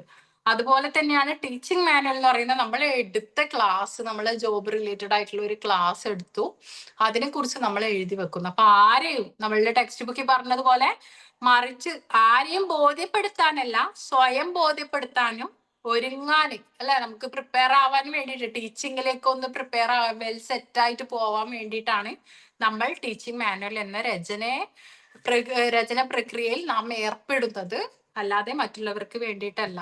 അപ്പൊ ടീച്ചിങ് മാനുവൽ എന്ന് പറയുമ്പോൾ ഇനി മറക്കില്ലല്ലോ. ടീച്ചിങ് മാനുവൽ എന്ന് പറയുമ്പോൾ എക്സാമിന് ഒട്ടും എഴുതാൻ കിട്ടണില്ലെങ്കിൽ, വാക്കുകൾക്ക് ഷോർട്ടേജ് വരുന്നുണ്ടെങ്കിൽ നിങ്ങൾ ചിന്തിക്കുക, നിങ്ങളുടെ ഡയറിയെ കുറിച്ച് ഓർക്കുക. അപ്പൊ നിങ്ങൾക്ക് മനസ്സിലാവും ആ നിമിഷത്തെ എക്സ്പീരിയൻസ് ആണ് നമ്മൾ അതിൽ എഴുതി വെക്കുന്നത് അല്ലെ. എന്തെന്നറിയില്ല, ഒരു ആ സമയത്തുള്ള ഓൺ ടൈമുള്ള എക്സ്പീരിയൻസ് വെച്ചിട്ടാണ് നമ്മൾ ഡയറി എഴുതുന്നത്. അത് തന്നെയാണ് നമ്മളുടെ ടീച്ചിങ് മാനുവൽ എന്ന് പറയുന്നത്. ഇത്രയേ വേണ്ടോ. അതിൽ ആദ്യത്തെ ഘട്ടത്തിൽ നമ്മൾ ബയോഡാറ്റ ചെയ്തു, രണ്ടാമത്തേത് നമ്മളുടെ പ്ലാനിങ്, പ്രിപ്പറേഷൻ, നമ്മളെ കറക്ഷൻ ഒക്കെ വരും, മൂന്നാമത്തേതിൽ അതിലെ വിലയിരുത്തലും കുട്ടികളുടെ റിപ്ലൈയും കാര്യങ്ങളൊക്കെ വരും. ഓക്കെ, ഈ ഒരു പാരഗ്രാഫ് ഈ ഒരു ചാപ്റ്ററിന്റെ ഇനി കുറച്ചുകൂടി ഉണ്ട്. നെക്സ്റ്റ് വരുന്നത് ഇന്റഗ്രേറ്റഡ് അപ്രോച്ച് അഥവാ ഉദ്ഗ്രഥിത സമീപനം അല്ലെങ്കിൽ ഹോളിസ്റ്റിക് അപ്രോച്ച് എന്നൊക്കെ പറയും. അത് അടുത്ത ക്ലാസ്സിൽ എടുക്കാം കേട്ടോ. പിന്നെ പിന്നെ പിന്നെ പിന്നെ ടീച്ചിങ് മാനുവലിനെ കുറിച്ച് ആർക്കെങ്കിലും ഡൗട്ട് ഉണ്ടോ? ടീച്ചിങ് മാനുവലിനെ ജീവിതവുമായി കണക്ട് ചെയ്തിട്ട് പറഞ്ഞു തന്നിട്ടുണ്ട്. കാരണം നിങ്ങളൊക്കെ കൊച്ചു കുട്ടികളല്ല, എക്സ്പീരിയൻസ് ലൈഫിൽ ഒരുപാട് അനുഭവിച്ച് വന്നുകൊണ്ടിരിക്കുന്ന ആളാണ്. അപ്പൊ നമുക്ക് ലൈഫായിട്ട് കണക്റ്റഡ് ആകുമ്പോൾ പെട്ടെന്ന് കിട്ടും. അതിനു വേണ്ടിയിട്ടാണ് ഈ ഡയറി ഒക്കെ കാണിച്ചു തന്നതൊക്കെ കണക്ട് ചെയ്ത് പറഞ്ഞു തന്നത്. ഇനി മറക്കില്ലല്ലോ ടീച്ചിങ് മാനുവൽ എന്താണെന്ന്. ഇവിടെ ടീച്ചിങ് മാനുവലിന്റെ ലാസ്റ്റത്തെ വാക്ക് പറഞ്ഞതുപോലെ ആരെയും ബോധ്യപ്പെടുത്താനല്ല, സ്വയം ബോധ്യപ്പെടാനും നമുക്ക് റെഡി ആവാനും ഒരുങ്ങാനും വേണ്ടിയിട്ടുള്ളതാണ് നമ്മളുടെ ടീച്ചിങ് മാനുവൽ എന്നത്. അപ്പൊ ഈ ഒരു കാര്യം പിന്നെ നമ്മൾ ടീച്ചിങ് മാനുവൽ എഴുതിയിട്ടുണ്ട്, 10-30 എഴുതിയിട്ടുണ്ട്. അതിലുള്ളത് വെച്ചിട്ട് നിങ്ങൾക്ക് അറിയാം എങ്ങനെയാ എഴുതിയതെന്ന്. ഓക്കെ, അടുത്ത ക്ലാസ് ഈ ചാപ്റ്റർ നമുക്ക് പെട്ടെന്ന് തീർക്കണം. കുറച്ച് വലിയ ചാപ്റ്റർ ആണ് കേട്ടോ. ഇത് കഴിഞ്ഞ ഒരു ചാപ്റ്ററും കൂടി ആയിക്കഴിഞ്ഞാൽ പ്രീ പ്രൈമറി തീരും. അതോടെ അൽഹംദുലില്ലാ പറയാം. എന്നിട്ട് വേണം മോണ്ടിസറിയിലോട്ടൊന്ന് കിടക്കാൻ. പ്രീ പ്രൈമറി വലിയ ടെൻഷനൊന്നും ഇല്ല കേട്ടോ. സത്യം പറഞ്ഞാൽ ഇത്തിരി നമ്മൾ ലോജിക്കലി ചിന്തിച്ചു കഴിഞ്ഞാല് ഞാൻ ഈ ക്ലാസ്സിൽ പറയുന്നതും പിന്നെ ക്ലാസ് നോട്ടിന്റെ ഓരോ പോയിന്റും പിന്നെ നമ്മുടെ മനസ്സിൽ നിന്ന് തോന്നുന്ന നല്ല നല്ല വാക്കുകളെ കുറിച്ച് അതൊക്കെ വെച്ചിട്ട് തന്നെ നമുക്ക് എക്സാം സിമ്പിളായിട്ട് എഴുതാൻ പറ്റും. കുറച്ചൊക്കെ ചിന്തിക്കാനുള്ള ചിന്താശേഷി മാത്രമേ നമുക്ക് വേണ്ടൂ. ഇല്ലേ? എന്താരും ഒന്നും പറയാത്തെ? മെഹറൂഫൊക്കെ എവിടെയോ ചിന്തിച്ചിരിക്കണ ഏതോ ലോകത്താണല്ലോ. എന്താടാ? അല്ല മലയാളത്തിൽ എഴുതണം ഇംഗ്ലീഷിൽ എഴുതണം അങ്ങനെ ആലോചിക്കുന്നു. എന്തോ ഇതാവുമ്പോ മലയാളം ആലോചിക്കണ എളുപ്പം പോലെ തോന്നും. എനിക്ക് തോന്നി, എന്തോ ചിന്തിക്കണ പോലെ തോന്നി. ചില അല്ല കുട്ടികളോട് നമ്മളിങ്ങനെ മലയാളം നടക്കുള്ളേ, ഇംഗ്ലീഷ് ആവുമ്പോ കാണാതെ പഠിക്കണ്ടേ. ഇംഗ്ലീഷ് ആവുമ്പോ മലയാളത്തിൽ കാണാതെ പറഞ്ഞു പഠിക്കുന്നു തരുമോ? വേണ്ട. ഇംഗ്ലീഷ് നമ്മളുടേതായിട്ടുള്ള ഞാനിപ്പോ പിന്നെ ഇതിന്റെ നോട്ട്സ് ഒക്കെ തന്നതുപോലെ സിമ്പിൾ ആയിട്ടുള്ള വാക്ക് ഉപയോഗിച്ചിട്ട് എഴുതിയാൽ മതി. അങ്ങനെ കാണാണ്ട് പഠിക്കൊന്നും വേണ്ട. പിന്നെ കുറച്ച് ഗ്രാമർ മിസ്റ്റേക്ക് ഉണ്ടെങ്കിൽ സാരില്ല, അതൊക്കെ കണ്ണടക്കും കേട്ടോ. ഗ്രാമർ മിസ്റ്റേക്ക് ഒന്നും വലിയ പ്രശ്നമൊന്നുമില്ല. നിങ്ങൾ കരുതും ഇനി ഇംഗ്ലീഷിൽ എഴുതി കഴിഞ്ഞാൽ ഗ്രാമർ മിസ്റ്റേക്സ് വരുമോ, അത് പ്രോബ്ലം ആവോന്നൊക്കെ. മലയാളത്തിലെ നോട്ട്സ് തരുമോ? ക്വസ്റ്റ്യൻ ഇംഗ്ലീഷിലായിരിക്കും. മലയാളത്തിൽ ഞാൻ മീനിങ് പറഞ്ഞു കൊടുക്കാറ്, അറിയാത്തതൊക്കെ ഇങ്ങനെ പറഞ്ഞു കൊടുക്കാറാണ് പതിവ്. ക്വസ്റ്റ്യൻ ഒന്ന് വായിച്ചിട്ട് എക്സ്പ്ലെയിൻ ചെയ്ത് കൊടുക്കും. ആ സമയത്ത് തന്നെ പറഞ്ഞു കൊടുക്കും എക്സ്പ്ലെയിൻ ചെയ്തിട്ട്. പിന്നെ എന്തെങ്കിലും മീനിങ് നിങ്ങൾക്ക് അറിയാത്തത് ഉണ്ടെങ്കിൽ കുട്ടികൾ ചോദിക്കും, എക്സാമിന് ചോദിക്കാറുണ്ട്. ആ സമയത്ത് ഒന്നുകൂടി അതിന്റെ മീനിങ് മലയാളത്തിൽ പറഞ്ഞു കൊടുക്കും. ചില വാക്കുകൾ കുറച്ച് ടഫായിട്ടുള്ള വേർഡ്സ് ഒക്കെ ഉണ്ടാവും കുട്ടികൾക്ക് പെട്ടെന്ന് വായിച്ചാൽ മനസ്സിലാകാത്ത, അപ്പൊ അതൊക്കെ മലയാളം പറഞ്ഞു കൊടുക്കും. ചില കുട്ടികളെ പിന്നെയും ചോദിക്കും, മിസ് എന്നാൽ അങ്ങനെ പറഞ്ഞാൽ ഇങ്ങനെ പറഞ്ഞാലൊക്കെ. അപ്പൊ പിന്നെ അറിയാതെ വായിന്ന് ഉത്തരം കൂടി വീണോ. അങ്ങനെ എനിക്ക് ചോദിക്കാൻ പാടില്ല കേട്ടോ. ഞാൻ ലാസ്റ്റ് പറഞ്ഞു നന്നായി. ഇനി ഞങ്ങൾ അങ്ങനെ അങ്ങനെ ചോദിച്ചാൽ അടി കിട്ടും അങ്ങനെ ചോദിച്ചാൽ അടി കിട്ടും. കാരണം എന്താ പറയാ, അവരൊന്നും ഞാൻ അങ്ങനെ പഠിപ്പിച്ചിട്ടില്ല. നിങ്ങളെ ഫ്രം ദ ബിഗിനിങ് തൊട്ട് എന്റെ കയ്യിൽ തന്നെയായിരുന്നു, പ്രസവിച്ചത് തൊട്ടെന്ന് പറഞ്ഞ പോലെ. പക്ഷെ അവരെ ലാസ്റ്റ് കണ്ട കുട്ടികളാണ്. അതും നിങ്ങളും തമ്മിൽ ഒരുപാട് വ്യത്യാസമുണ്ട്. നിങ്ങൾക്ക് കിട്ടിയത് പോലുള്ള അത്രയും നിങ്ങൾക്ക് ക്ലാസ്സിൽ ഞാൻ പറഞ്ഞിരുന്നുണ്ട്. അതുപോലെ അവർക്ക് കിട്ടിയെങ്കിൽ അവരങ്ങനെ ക്വസ്റ്റ്യൻ ചോദിക്കുമെന്ന് എനിക്കറിയില്ല. എന്നിട്ടും അങ്ങനെ ചോദിക്കാൻ പാടില്ല എന്നാണ് പറയുന്നത്. കൊറേയൊക്കെ ഇങ്ങനെ എന്തൊക്കെയോ സാധനങ്ങൾ കൈ കിട്ടുന്നതൊക്കെ എടുത്തിട്ട് കാണിച്ചു തരുന്നുണ്ട്. ഇനിയിപ്പോ ക്ലാസ് എടുക്കുമ്പോൾ തന്നെ നമ്മൾ ഒരു ക്ലാസ്സിൽ ടീച്ചറായാൽ തന്നെ നമ്മൾ ശ്രദ്ധിക്കേണ്ടത് ഷേപ്സ് ഒക്കെ പറഞ്ഞു കൊടുക്കുമ്പോൾ നമുക്ക് ആദ്യം നമ്മളെ ടെക്സ്റ്റ് ബുക്ക് ഉണ്ട്. ടെക്സ്റ്റ് ബുക്ക് ഇങ്ങനെ വെച്ചിട്ട് റെക്ടാങ്കിൾ പഠിപ്പിച്ചു കൊടുക്കാം. ഡെസ്ക്, മറ്റേ ബെഞ്ച്, ബോർഡ് എല്ലാം ചെയർ ഒക്കെ വെച്ചിട്ട് ഷേപ്സ് പഠിപ്പിച്ചു കൊടുക്കാം ക്ലാസ്സിൽ ഈസി ആയിട്ട്. പിന്നെ ദിസും ദാറ്റൊക്കെ എവിടെ ഇരിക്കുന്ന കുട്ടീനൊക്കെ കൂട്ടിയിട്ട് ദിസ് ഗ്രാമർ പഠിപ്പിച്ചു കൊടുക്കണം. അവിടെ ബാക്ക് ബെഞ്ചിലുള്ള കുട്ടി ദാറ്റ് ആണ് അല്ലെ, അത് ഇത്ര ഈസി ആയിട്ട് പഠിപ്പിച്ചു കൊടുക്കാം.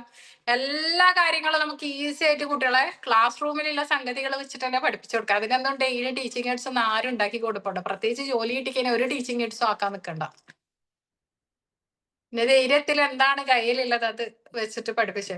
പിന്നെ അതുപോലെ ഓണ്, ഇന്ന് ഇതൊക്കെ പഠിപ്പിച്ചു കൊടുക്കുമ്പോൾ തന്നെ നമുക്കൊരു പെൻസിൽ ബോക്സ് ഒക്കെ ഏത് ടീച്ചറുടെ ക്ലാസ്സിൽ ഉണ്ടാവും. അതിന്റെ അകത്ത് എന്തെങ്കിലും നമ്മുടെ ചോക്കോ പെൻസിൽ ഇട്ടിട്ട് ഇൻ ദ ബോക്സ്. അതുപോലെ ഓൺ എന്ന് പറയുമ്പോൾ ടേബിളിന്റെ മുകളിൽ ബുക്ക് വെച്ചതിന് ഓൺ ദ ടേബിൾ ആയി. മുകളിൽ എന്ന് പറയുന്നതിനാണ് ഓൺ എന്നുള്ള മീനിങ് വരുന്നത് അല്ലെ, ഓൺ ദ ടേബിൾ ആയി. അതുപോലെ അതിന്റെ അകത്ത് വരുമ്പോ ഇൻ ദ ബോക്സ് ആയി.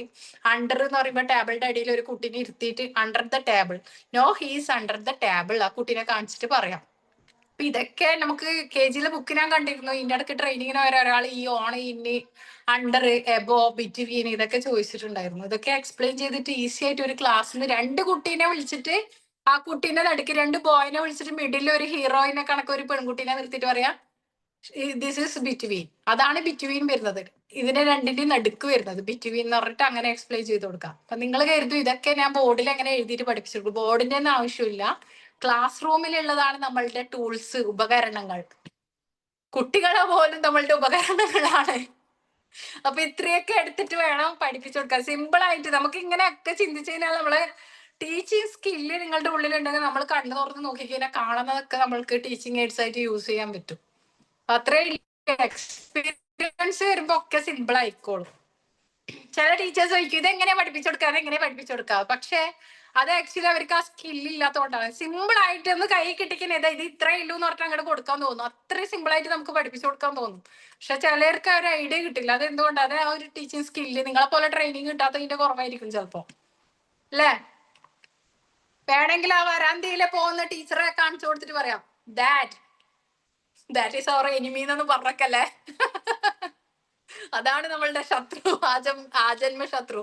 ചില ഹെഡൊക്കെ വേറെ നടന്നു പോകുമ്പോ ചില ടീച്ചേഴ്സിനൊക്കെ പറയാൻ തോന്നുമായിരിക്കും. അപ്പൊ അതൊക്കെ നമുക്ക് സിമ്പിൾ ആയിട്ട് പഠിപ്പിച്ചു കൊടുക്കാം. ഗ്രാമർ ആവട്ടെ, മാത്സ് ആവട്ടെ. മലയാളം കുറച്ച് ബുദ്ധിമുട്ടുണ്ടാവും പഠിപ്പിച്ചു കൊടുക്കാൻ, എങ്കിലും പഠിപ്പിച്ചു കൊടുക്കാനൊക്കെ പറ്റും. മലയാളം പലപ്പോഴും എഴുതാൻ അക്ഷരങ്ങളാണ് ബുദ്ധിമുട്ട്. അതിങ്ങനെ ഡോട്ടിട്ട് ഫില്ല് ചെയ്തിട്ട് എഴുതിട്ട് പഠിപ്പിച്ചാൽ മതി. ഓക്കെ, മിസ് മലയാളം നോട്ട്സ് ഇനി തരുമോ ആദ്യം തന്ന പോലെ, അതോ ഞങ്ങൾ ടെക്സ്റ്റ് നോക്കി എഴുതലാണോ? മലയാളം നോട്ട്സ് തരുത്തുണ്ടല്ലോ എപ്പോഴും. മോണ്ടിസോറിക്ക് മലയാളം നോട്ട്സ് ഇല്ല കേട്ടോ. മോണ്ടിസോറി അല്ല, പ്രീ പ്രൈമറി.